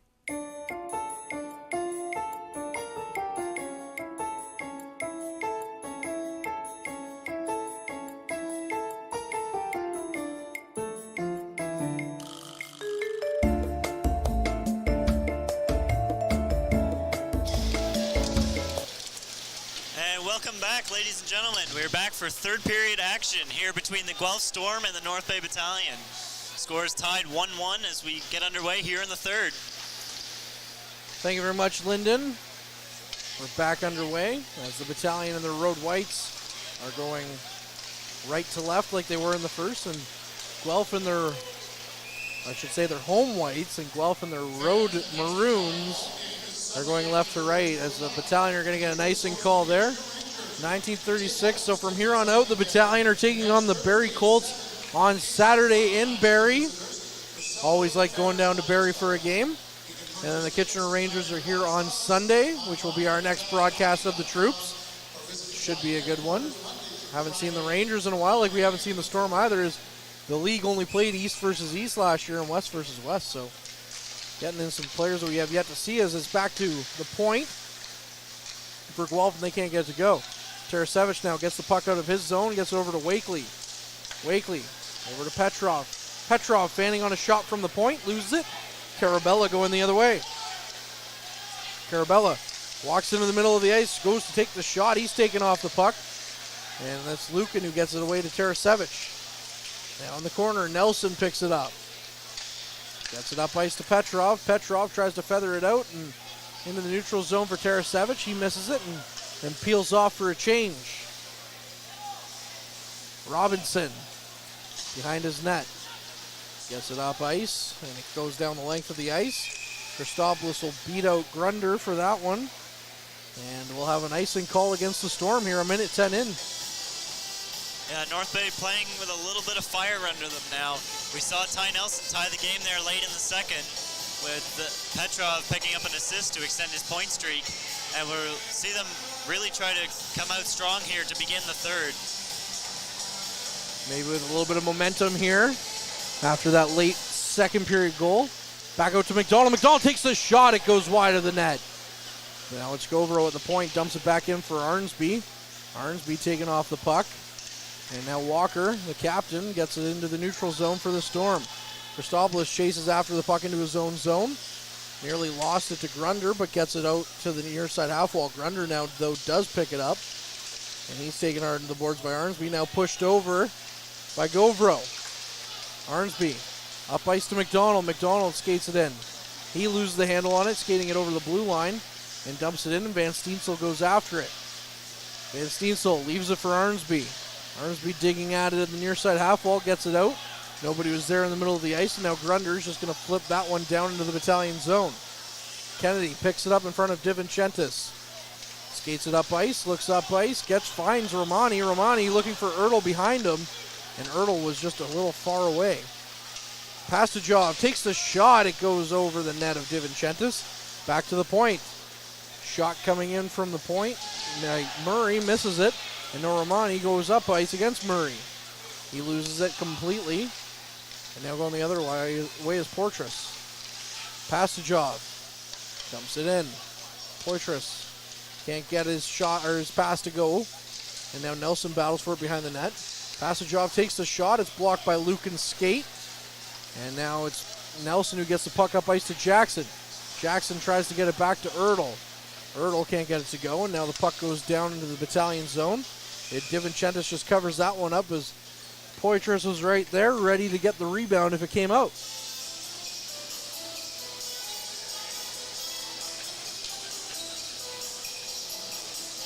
Face-off coming to the glove side of DiVincentis. Unlike the second period, that's on the near side of the broadcast. And it's going to be Zilkin versus Wakely. And Wakely tries to win it back to Lucan, and he does. Lucan at the near side half wall tries to get the puck to go up ice. Can't get it to go, so instead he goes behind his net, and Nelson goes after it. Feels like Nelson has yet to come off the ice here in this third period, as he picks the puck up again in his own zone. Looks up ice for Petrov, and it's going to go through everybody's skates. Petrov will be first on it, so that'll negate any icing.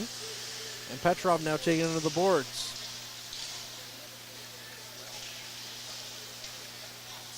Now it's back up to the neutral zone. Govero tries to chip it back in, and Wakely goes the other way. Dallin Wakely with the shot. Taken in by his 5-hole there is Oster with that stop. Yeah, like I said, Oster just absorbing that one. Really squaring up to the puck there, making easy work of that shot from Wakely. Oster comes in with an .843 save percentage of 4.89 goals against average. So his goals against average definitely going to take a bit of a boost unless the Battalion have an explosion here in this period, as he's only allowed the 1 goal so far on 24 shots. And now the Storm through the neutral zone as Paquette dumps that one down the ice. And it's left behind the net for Jackson. Jackson up to Govero. He can't get the handle on it. And Walker gets it back out to his defenseman, Mikkonen. His shot nearly came out into some danger for Terrien, but they can't get it to go. And now it's back into the Battalion zone in the far side corner for Walker. Govero chasing after it, leaves it for Jackson. Jackson looks up ice for Terrien. It's out of his reach, and that's going to go the length of the ice for icing, much to the chagrin of many of the 7th man here in attendance. Yeah, you can hear the North Bay faithful loud and clear in the building tonight. We heard them on on the power play call for the Battalion late in the second there, and we're hearing them again with the icing call. Yeah, they really helped out getting the Battalion that power play for sure. Although, I mean, it was a pretty obvious call to make for sure in that second period. Yeah, if it's possible to make a call more obvious than it already Yeah. is. The crowd helping out on that one. Allen dumps it in. Goes around DiVincentis' net to McFarland. And now Poitras behind the Battalion net. Govro feathers it up to Sema. Sema tries to get up to Tarian, but Tarian can't get it to go very far. Now Sema stick handling through the neutral zone, avoids a hit, but the puck's in too deep, and Allen's going to be the first one on that one. McFarland through the neutral zone. He's got Poitras for support. He gives it to him. Poitras on the far side half wall. Gets it back to Robinson at the point. Robinson dumps it in. And it's left to Nelson now, who's been harassed. He's going to draw a penalty here. So we're going to get delayed penalty against the Storm here as Nelson was hooked up behind his net. McDonald skating through his own zone. Now the Battalion have numbers. And it's Nelson who carries the puck up into the Storm zone. Tries to get it out front. It's back to the point for McDonald. McDonald dumps it in for Jackson. Out front for Van Steensel. Gets it to Wakely. And Wakely gets it over to Petrov, who takes the shot on the sharp angle chance. Can't get it to go, and now it's McDonald. He's hauled down at the net, or the near side half wall, I should say. And Robinson is going to touch the puck, so we're going to get the stoppage and play, and the Battalion are going to go back on the power play here after scoring a power play goal to end the second period from Ty Nelson. Yeah, that OHL fifth-ranked power play, or fourth-ranked power play, operating at 25% coming into this game. Like you said, with one goal already on the power play tonight, hopefully getting another good chance for North Bay. So that's Passagov in the box for the Storm. Jackson's going to come in for the face-off on the blocker side of Oster. So the Battalion with a golden opportunity here to keep the good times rolling. Jackson wins it back to Nelson. Nelson goes cross-ice to Petrov. Petrov back to the point at Nelson. Back to Petrov on the far side half wall, playing pitch and catch with Nelson. Nelson takes a quick shot, and it's blocked in front. Nelson keeping it in now. Back to Jackson. He passes it over to Nelson. Petrov back to Nelson, winding up for the one-timer, doesn't take it. Nelson walking in, takes the shot. It's blocked down by Oster. And somehow the rebound didn't come loose for Ertl, and Oster stays strong on that one as he went down on his stomach to stop it. And it's still a 1-1 hockey game. Yeah, Battalion looking really strong here early in the third. They played almost a minute there with the empty net on the delayed penalty, really making good use of that sixth skater. And now on using that power play time in the first 30 seconds here to generate a couple of really good quality chances. Minute 34 left on the man advantage for the troops. And they're getting some good zone time here. But Allen wins it back, and he's going to be able to get it past Nelson. Nelson at the troops bench gets around Grundon. And now called for offside is Jackson, as his pass came from Ertl, and Ertl went ahead just half a step. So now we'll get a face-off here on the near side wall by the blue line for the Storm. I think it was McDonald there just expecting Ertl to come into the zone, just taking a step offside. Jackson gets it back to Nelson, who goes cross-ice to Petrov. Petrov carries it in, then waits at the point. Petrov gets it in deep for McDonald. McDonald out front for Ertl, can't get it to go. Jackson gets it back to Nelson, who fakes the shot. Over to Petrov. Petrov fans on the pass, and the Storm are going to get a gift on that one and dump it down the ice. DiVincentis up ice to Jackson. Under a minute now on the man advantage. Jackson carries that one in once again offside. And that one looked like Ertl for sure. And now the Battalion power play just looks all sorts of out of sync. Yeah, like you said, just that half step out of sync is just enough to put you offside. And that's, unfortunately, North Bay is going to have to set up and get into the Guelph zone one more time here. Second unit out there. Darnsby, Wakely, Tarasevich, and Romani with Christopoulos. Christopoulos gets the puck in his zone. 45 seconds on the man advantage. Gets it up to Arnsby in his own zone. Arnsby through the neutral zone. He chips it in and goes after it. Plays it in the far side corner. Gets it out cross ice to Christopoulos. Christopoulos to Wakely quickly. And Wakely up to Arnsby. Arnsby back to the point of Christopoulos. He can't hold the line as the puck bounces over his stick and out of the Guelph zone. Now up to Arnsby to Wakely. Wakely tries to get it up to Arnsby. He finally gets it in the corner. And so Frente Tarasevic who takes the shot. And that one rode off the shoulder of Oster and out of play with 12 seconds left on the man advantage. Yeah, Arnsby really doing well for the Battalion on that second power play unit. Fighting for those battles in the corners, digging the puck out, and giving Tarasevic a fantastic opportunity in the high slot there. Battalion going out with a different looking power play here with Jackson, Petrov, and Sema. And Christopoulos joining Nelson. So 12 seconds left, they'll go with 3 forwards and 2 defensemen. And now Sema going in for the face-off, or rather Petrov. He wins it back to Sema, but then the Storm are just going to get the possession of it and dump it down the ice. So that'll do it here for the Battalion's power play. 1 for 3 in the game now. As Nelson gets it up quickly to Sema. Sema leaves it for Nelson. Nelson takes the shot. It's off the blocker of Oster. Petrov goes behind the net. Sema tripped up, can't get to the puck.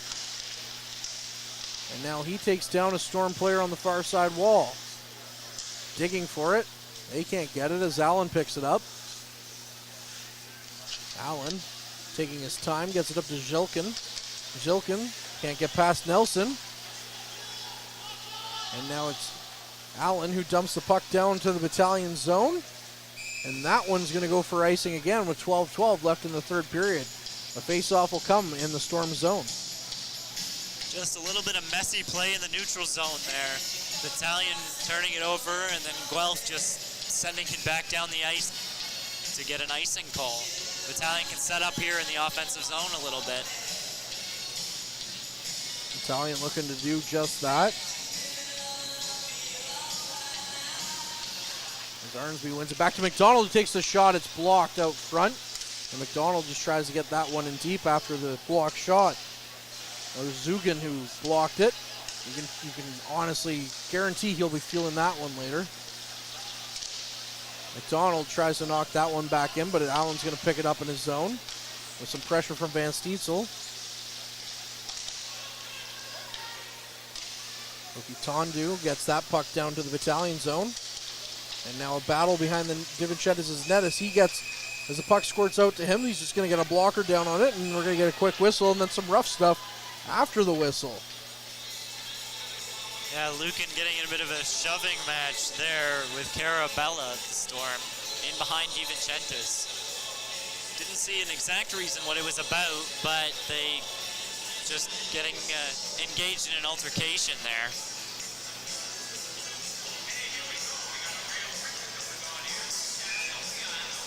Wakely coming in for the draw on DiVincentis' blocker side. And it's Matthew Poitras. It's back out to Okitondu. McFarland and then Passagov rather, takes a shot from the high slot. And DiVincentis blocked that one out of play.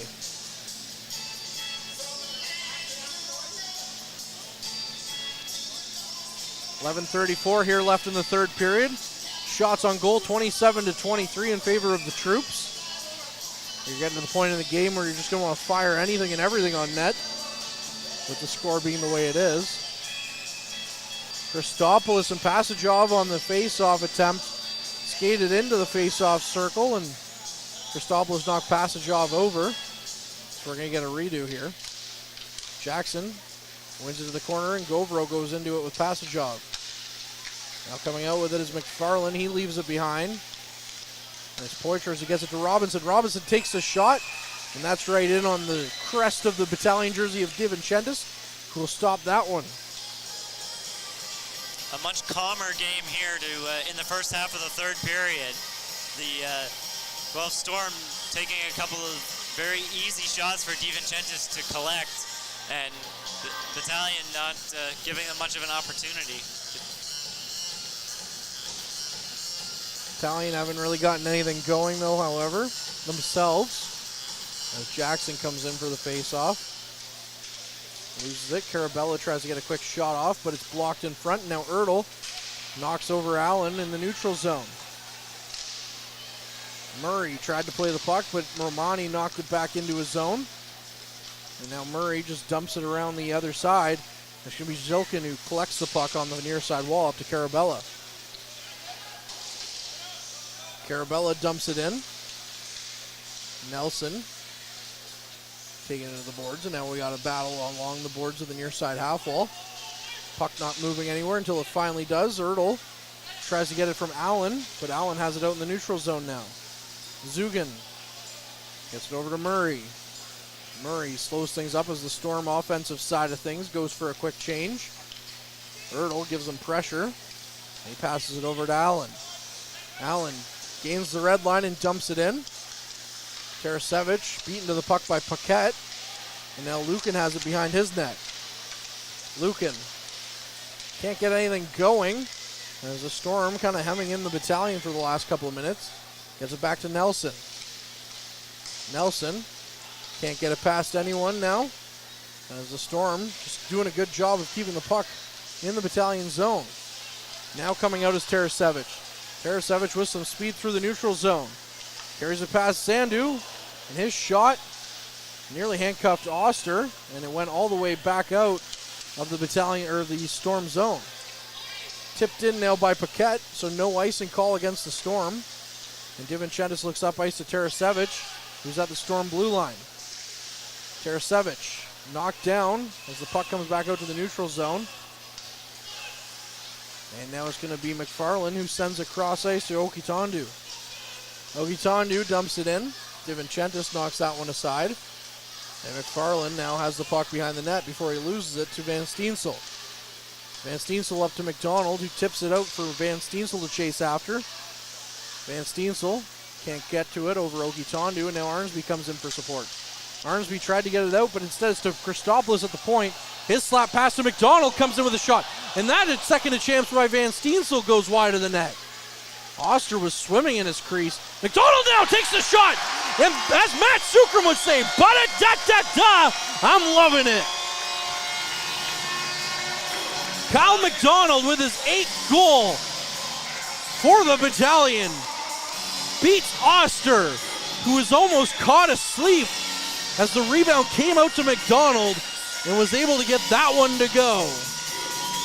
We'll have to double check the replay here, but McDonald, I think, just picks the pocket of past a job and wires that one past Oster, who, like you said, I don't think was expecting that shot to come back at him that quickly.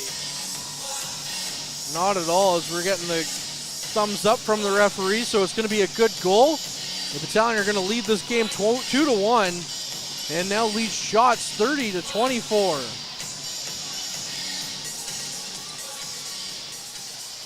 Guelph wins the zone, or wins the draw, back to Murray. And now coming in on a 2-on-1 is Guelph.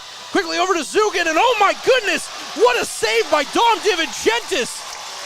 Falling over, he makes the glove save, looking like Marty Brodeur in net.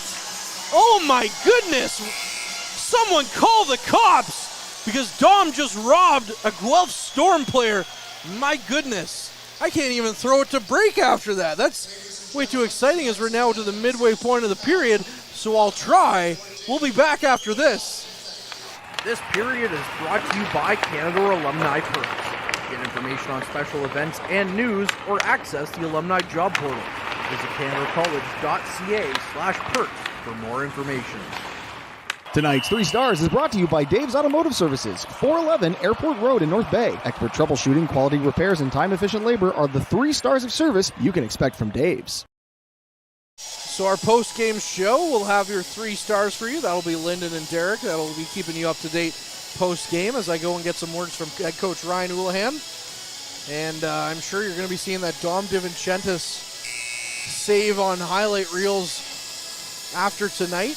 My goodness, what a save by Dom Divinchentis. Yeah, Divinchentis there going full extension to get across the crease to absolutely rob the Guelph Storm of what could have been a sure goal. Guelph looking like they had just tied the game up, but Divinchentis says, hold up. And he got that one to go, or he was able to stop that one. And what could honestly likely be save of the night. Charlie Robertson with a nice save a week ago, and Dom Divinchentis says, hold my helmet. Allen in his own zone, goes cross ice to Zilkin. Zilkin trying to carry that one all by himself. Loses the handle on it, and now Nelson picks it up and loses it to Carabella. Back to Zilkin in the far side corner. Zilkin back to Zugan. And the Battalion get it out for only a moment, so that'll be an offside call against the Storm with 8:08 here left in the third period. Puck just barely comes out of the zone there, and Guelph just playing like it didn't and getting called for the offside, giving North Bay a bit of a breather and a chance to break out here and get some offense. Yeah, the Storm coming out really, it feels like they're angry after getting that second goal against them. Playing real hard here, almost tying it up before the break, and then owning the play here since then. Robinson dumps that back in. Divinchentis tries to knock it down and leave it for Christopoulos. Christopoulos, his centering pass to Wakely almost didn't go, but now it's up to Tarasevic in the neutral zone. Tarasevic tries to get it up to Wakely. Wakely picks it up in the slot. He turns around, scores! Dallin Wakely with the celly after the goal gives the Battalion the 3-1 lead. That goal from Wakely looks awfully familiar to that McDonald goal just a few minutes ago. Picks up the puck off of a Guelph Storm right in the slot and just wires it in the top corner to beat Oster. And that'll be Wakely's 6th of the season. And again, huge shout out to his grandfather, Mike Halliday, who's watching the game. You gotta feel good to hear his grandson scoring a goal on that one. Dallin Wakely playing with a heavy heart these past couple of months. Scoring goals in back-to-back home games here for the troops. Christopoulos off the face-off. Gets it up to Lucan. Tipped down the ice by Van Steensel onto Oster. And Oster's just going to cover that one up. And stop that one, and we'll get another stoppage here. So quickly the Battalion up to 3-1 after the game was tied at 1 for most of this period. Yeah, and Oster, after giving up those 2 goals, looking a little rattled as the puck just floats down to him. He had to take a second before he covered it up. North Bay hopefully looking to capitalize on that. Guelph Storm just looking a little shaky here midway through the third. Arnsby comes in for the face-off, loses it. Allen comes in for it. And Allen dumps it down the ice. And it's in on Divinchentis, who plays it over to Nelson. Nelson up to McDonald. And he gives it to Arnsby, who just gets the puck over the blue line. And it's back to Allen in the Guelph zone. Allen waiting for some options. Up to McFarland. That's up to Passagov. He loses it, and now Poitras gates it in. Poitras back to the point for Allen. It's blocked in front of him. Kennedy knocks it away. Kennedy tries to dump it up the ice. He can't get it to go. And now it's over to Murray. Murray back to Allen at the point. Nice pass attempt blocked by Kennedy. And now Passagov gives it to Poitras. Blocked again by Van Steensel. He can't get the puck out though. And now it does get out. And now we're going to have a stoppage in play here as it looks like Van Steensel's probably going to go to the box, or rather, it looks like they're sending Nelson, who's shaking his head in disbelief on the penalty called against him. Yeah, Nelson knocked down his man Poitras just as Van Steensel was fighting for the puck. And just a little bit behind the play, Nelson will go for tripping. Not good news for the Battalion here, as they're going to have to kill off these next 2 minutes. 6:41 left in the third, 3-1 troops lead. Shots on goal 31-25 in favor of the North Bay Battalion in this rematch of the 2014 OHL Finals. Guelph winning that series in 5 games on the Battalion Cinderella run in their first year here in the Gateway City. So tripping for Nelson. Wakely wins the face-off, back to Lucan. Lucan gets it around his net. And he just dumps it down the length of the ice, and Oster's going to come out and play the puck just before the no-play zone in the Guelph zone. Allen carries the puck up behind his net. Passes it up ice, but it's stopped by Christopoulos. And he's just going to dump it back down into the neutral zone for Allen to collect. Allen walks the red line. Loses it, and it's going to be Lucan who sends it back down the length of the ice. Now Ertl's going to be the first one in on it. Ertl skates it in.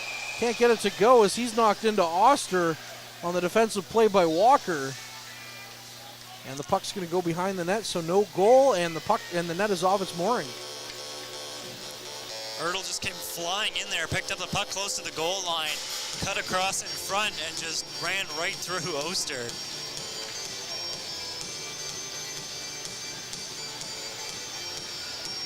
Yeah, if you're a goalie, you always have to watch out for the player coming in on offense. Could end up being a bad time. If you don't watch out for the offensive player, you're going to have yourself a bad time, okay?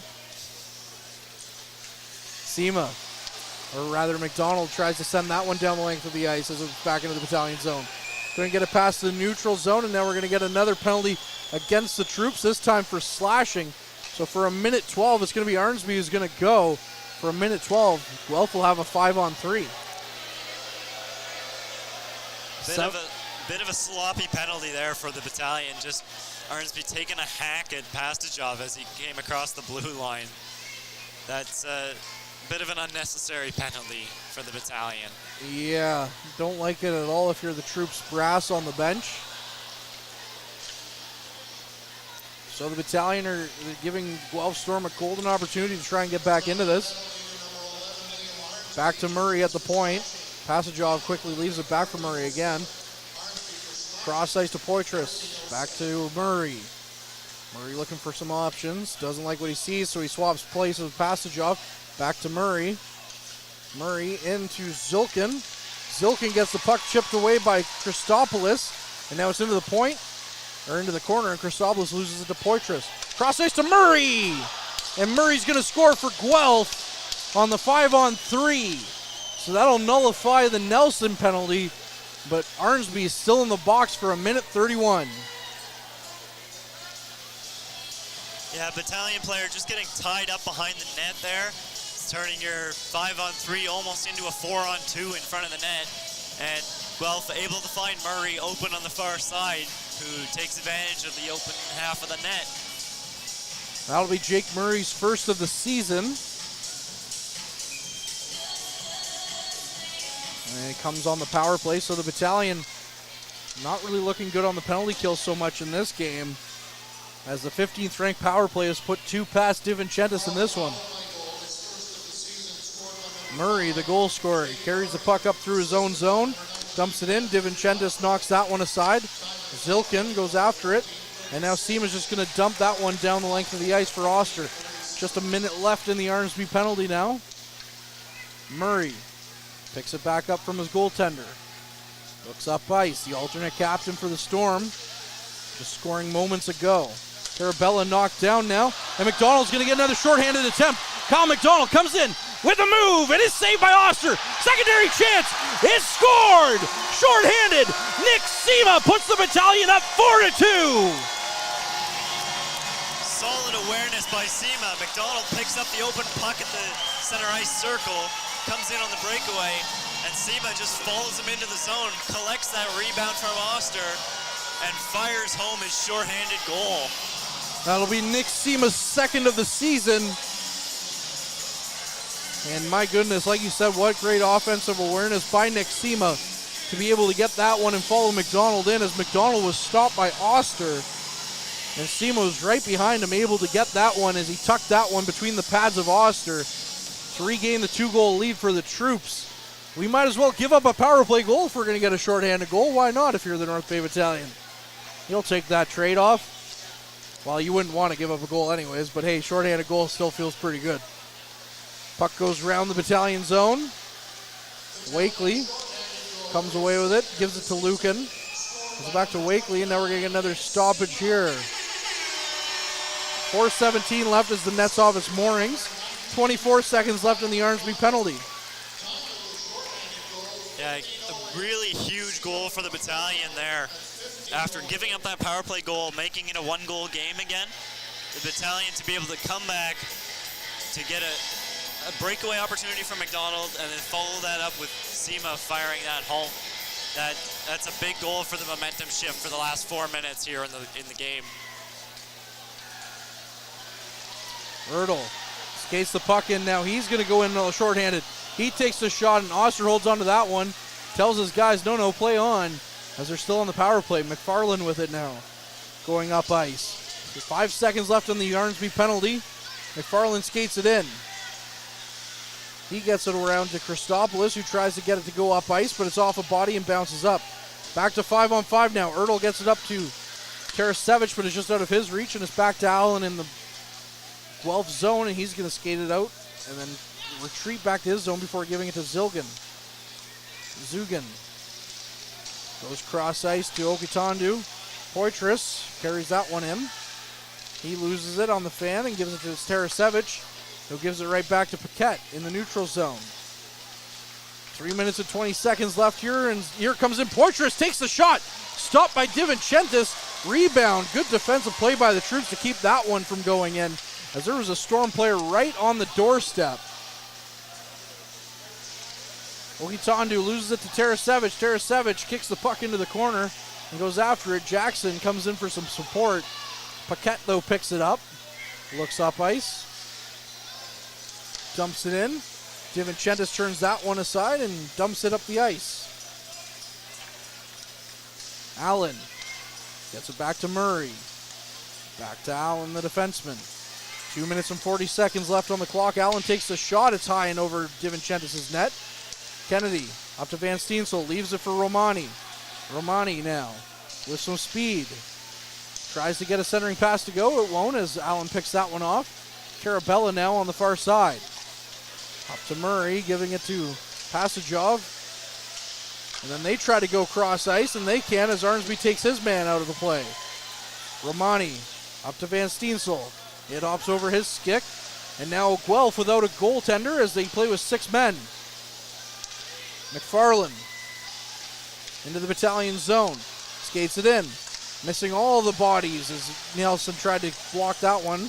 And now it's quickly off to Okitandu. He takes a shot and it's knocked back out into the Battalion zone. Minute 50 left in the period. 6-on-5 is the attackers right now, as Passagov carries the puck back into his own zone, being hounded by Sema. Zilkin to Poitras. Loses it to Arnsby, who gets it up to Van Steensel. Van Steensel at the red line, tries to dump it in, but Allen blocks that one. And now Allen's going to go back through his own zone. Minute and a half left in the period. It's missed up to DiVincentis. Now Christopoulos behind his net, loses it to Zilkin. Zilkin goes back to Poitras. McFarland falling on the puck. Gets it to Christopoulos, and he gets it out to the point to Allen. Allen keeps it in, gets it to Carabella. Goes over down to Zilkin. Minute left in the period. And it comes into Allen. Streaking in, takes a shot, is blocked by Ertl. Zilkin keeps the clearing attempt in. Back to Allen, back over to Passagov, who takes a shot. And it was blocked up just in front of DiVincentis, who falls on the puck and covers that one up. 53.4 seconds on the clock. 4-2 Battalion lead. Couple of key shot blocks from the Battalion there. Able to get in front of those Guelph Storm shots and not give DiVincentis anything to worry about here late in the game. Battalion doing their part here for sure. Shots on goal favor them as well, 35-29. Jackson coming in for the defensive zone face-off to the glove hand side of DiVincentis. And it'll be Jackson who wins it, but it's right back to Robinson at the point. The Battalion able to get that one down the ice. Robinson going to pick it up and go for a skate. Looks up ice. He's going to get into the Battalion zone before Nelson's going to be able to send that one down to the Guelph zone. And now picking that one up was Walker. Left for Murray. 30 seconds on the clock. Over to Walker. Walker just dumps that one down. And Lucan tries to get that one up against the boards. Nelson comes in for support. They get it behind the net. 20 seconds left in the clock. 4-2 Battalion lead. Nelson can't get the puck to go. Leaves it for McDonald, who gets the puck out. And Robinson goes after it. Guelph trying to get the puck back in. They do with 6 seconds left. A pass across ice to Paquette.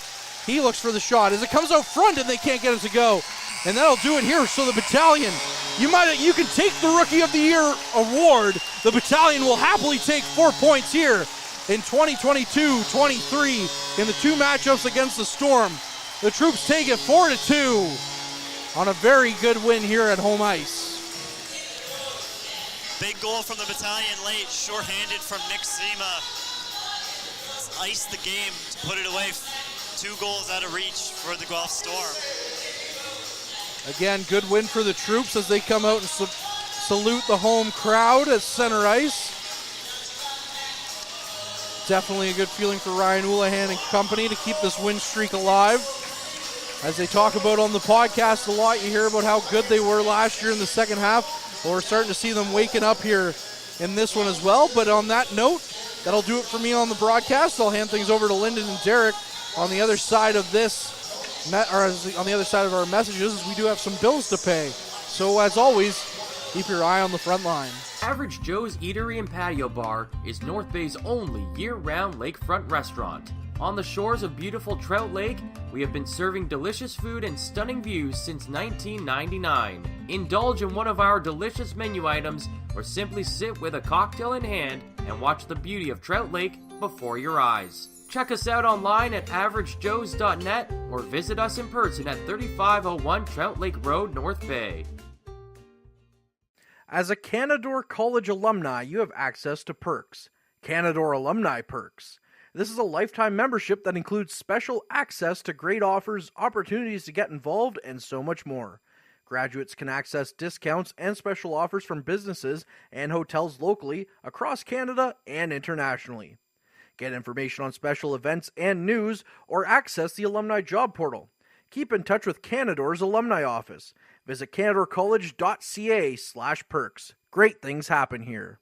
You rely on your vehicle to take you to the places that matter most to you. So bring your vehicle to the team you can rely on to keep it running at its best. Dave's Automotive Services. Whether you're getting your car or truck ready for the season with a tire change, making sure you're safe on the road with an inspection and certification, or doing your due diligence to keep your vehicle in tip-top shape with regular maintenance, Dave's Automotive Services has you covered. Expert troubleshooting, quality repairs, and time-efficient labor are the 3 stars of service you can expect when you bring your car or truck to Dave's Automotive Services at 411 Airport Road. Call 705-478-5544 and book your appointment today. The Frontline Podcast, Season 3. Courtney Kenny, Matthew Sukram, Derek Lindemann, Bob Coles, and Ben Long bring you closer to your favorite teams like never before. Covering everything to do with hockey in the North Bay area, exclusive interviews with the North Bay Battalion staff and players, expert analysis on the OHL, NOJHL, and more, keeping you up to date on all things Voodoos, Trappers, Lakers, and more. It's a new season, it's a new adventure. The Frontline Podcast Season 3. Available wherever you download your favorite podcasts. Tonight's broadcast is brought to you by Average Joe's Eatery. Average Joe's, where we want your experience here to be a happy one. 3501 Trout Lake Road. And we're back inside Memorial Gardens where the North Bay Battalion hold on to beat the Guelph Storm 4-2, the final score. Let's take a look at the scoring summary in tonight's game. In the second period, neither team were able to score in the first period, going into that first intermission scoreless before at the 8:30 mark of the second period, Sasa Pachajov with his 10th of the season on the power play gave the Guelph Storm that 1-0 lead. Jake Murray and Danny Zilkin with the helpers on the power play goal. And before the second period expired, Ty Nelson with a power play goal of his own, his 5th of the season, gave the North Bay Battalion a 1-1 tie going into that second intermission. Kyle McDonald and Matt Bay Petrov getting the helpers on the Nelson goal. Third period started with both teams tied at 1, but the Battalion on the power play. Guelph Storm did an excellent job killing off that power play. And then at 11:04, Kyle McDonald with his 8th goal of the season, extending his goal streak to 6 games now, picking up his 8th of the season, assist going to Liam Arnsby and Paul Christopoulos. And then just over a minute later, Dallin Wakely with a game-winning goal, his 6th on the season with an excellent snipe at 12:13, gave the North Bay Battalion a 3-1 lead. That didn't last long as Jake Murray cut into that lead with his first goal this season, a power play marker from Matthew Poitras at 14:36. And then just over 32 seconds later, Nick Sema knocking in a rebound of Kyle McDonald a shorty-handed goal, his second of the season at 15-18, and that was all of the scoring the North Bay Battalion needed. They finished with a 4-2 victory. Let's take a look at the shots on goal. For Guelph in the third period, 7 for a game total of 29. The Battalion 12 in that third period for a game total of 35. Both teams did capitalize on the power play as the Guelph Storm went 2 for 5 in that power play, and the North Bay Battalion 1 for 3. Face-offs still slightly ahead were the North Bay Battalion, winning 2 more than the Guelph Storm, 38-36 in the face-off category. A couple other games, a final now in Windsor as the Spitfires held on to beat the Peterborough Petes 3-2. And just midway through the third period, the Hamilton Bulldogs still leading the Barrie Colts now by a 5-4 score. Taking a look at the NOJHL scoreboard as the Poisson Voodoos play their lone game of the week. They're up in Sudbury, taking on the Greater Sudbury Cubs. They come away with a victory. They're winning 4-2 in Sudbury, extending their winning streak now to 8 games. So the Poisson Voodoos heating up also. Both teams doing an excellent job picking up wins tonight here. And then taking a look in the NFL, that's Thursday nighter. The Carolina Panthers are leading the Atlanta Falcons 13-3 at halftime. But the story of the night is how the North Bay Battalion were able to take on the Guelph Storm, who came in, played a very strong style of hockey, and the North Bay Battalion were able to withstand the storm and extend 3 streaks in the measurements. Kyle McDonald's goal streak extending now to 6 games, and Matvey Petrov is extending his point streak to 12 games, and the Battalion themselves extending the winning streak now to 6 games. Let's take a quick look at the 3 stars as brought to you by Dave's Automotive. Tonight's 3 stars is brought to you by Dave's Automotive Services, 411 Airport Road in North Bay. Expert troubleshooting, quality repairs, and time-efficient labor are the 3 stars of service you can expect from Dave's. All 3 stars are with the North Bay Battalion. 3rd star, Owen Van Steensel, having a very strong night tonight. He was a +1 and 2 shots on goal. 2nd star, Ty Nelson, picking up that power play goal, his 5th of the season. And the 1st star of the game, none other than the player to watch tonight, Kyle McDonald. 1 goal, 2 assists for a 3-point night. Excellent night for Kyle McDonald and the North Bay Battalion all around. Now at this time I want to bring in Lyndon Holkamp, who was alongside Courtney Kenny for the color tonight. A very exciting night here at Memorial Gardens. Very exciting game, especially when things finally picked up in the third period there. We saw the Battalion break the deadlock with McDonald's goal, and then very quickly after, the goal from Wakely. That McDonald goal sure got the crowd erupted here and on the backs of the North Bay Battalion. You could really feel the energy come alive and just put that North Bay Battalion a little bit further over the hump. Yeah, always big in a home game to get that crowd fired up. And after a bit of a lackluster first 2 periods from the Battalion, the crowd wanted something to get excited about, and the Battalion gave it to them. It's a very intelligent fan base here in North Bay itself. I know I asked the players a lot of this during our Frontline podcast, and most recently with Nikita Tarasevich and Matvey Petrov about how much they can feel the energy from the fans, and they all say how powerful it is when they can start hearing the fans and at the appropriate times after a big hit, a big save. What a save by Dom Devinchentis just seconds after Kyle McDonald gave them that advantage, coming across ice to make a big save. The fans are on their feet and really letting the players hear it. Yeah, the huge save there just after the Battalion go up 2-1. Dominic DiVincentis diving across the net. I think he was horizontal at one point to make that save. It was incredible. But, yeah, it's, like you said, giving something the crowd to be excited about and really helping generate that energy for the Battalion. Yeah, I think Dom DiVincentis gets overlooked a little bit in tonight's victory. He did not come away with one of the stars of the night, but I definitely thought he was one of the key players for the North Bay Battalion, making 27 saves, and a lot of those saves were high-quality chances and at very opportune times that he needed that save. Yeah, exactly. They were very key saves for DiVincentis in net. Not always easy saves either for him to make. While you look at the Guelph Storm and think that they're a fifth-place team in the Midwest. They sure played like a team that was higher up in the Western Conference standings. This team of the Guelph Storm, I'm sure, is going to prove a difference maker down the stretch later on in the season, especially after Christmas. Yeah, definitely. Unfortunately, we're not going to see them again here in North Bay, as this is they played their 2 games against the Western Conference opponent already, but it'll be interesting to see as we come down the stretch if Battalion end up running into the Storm in the OHL final.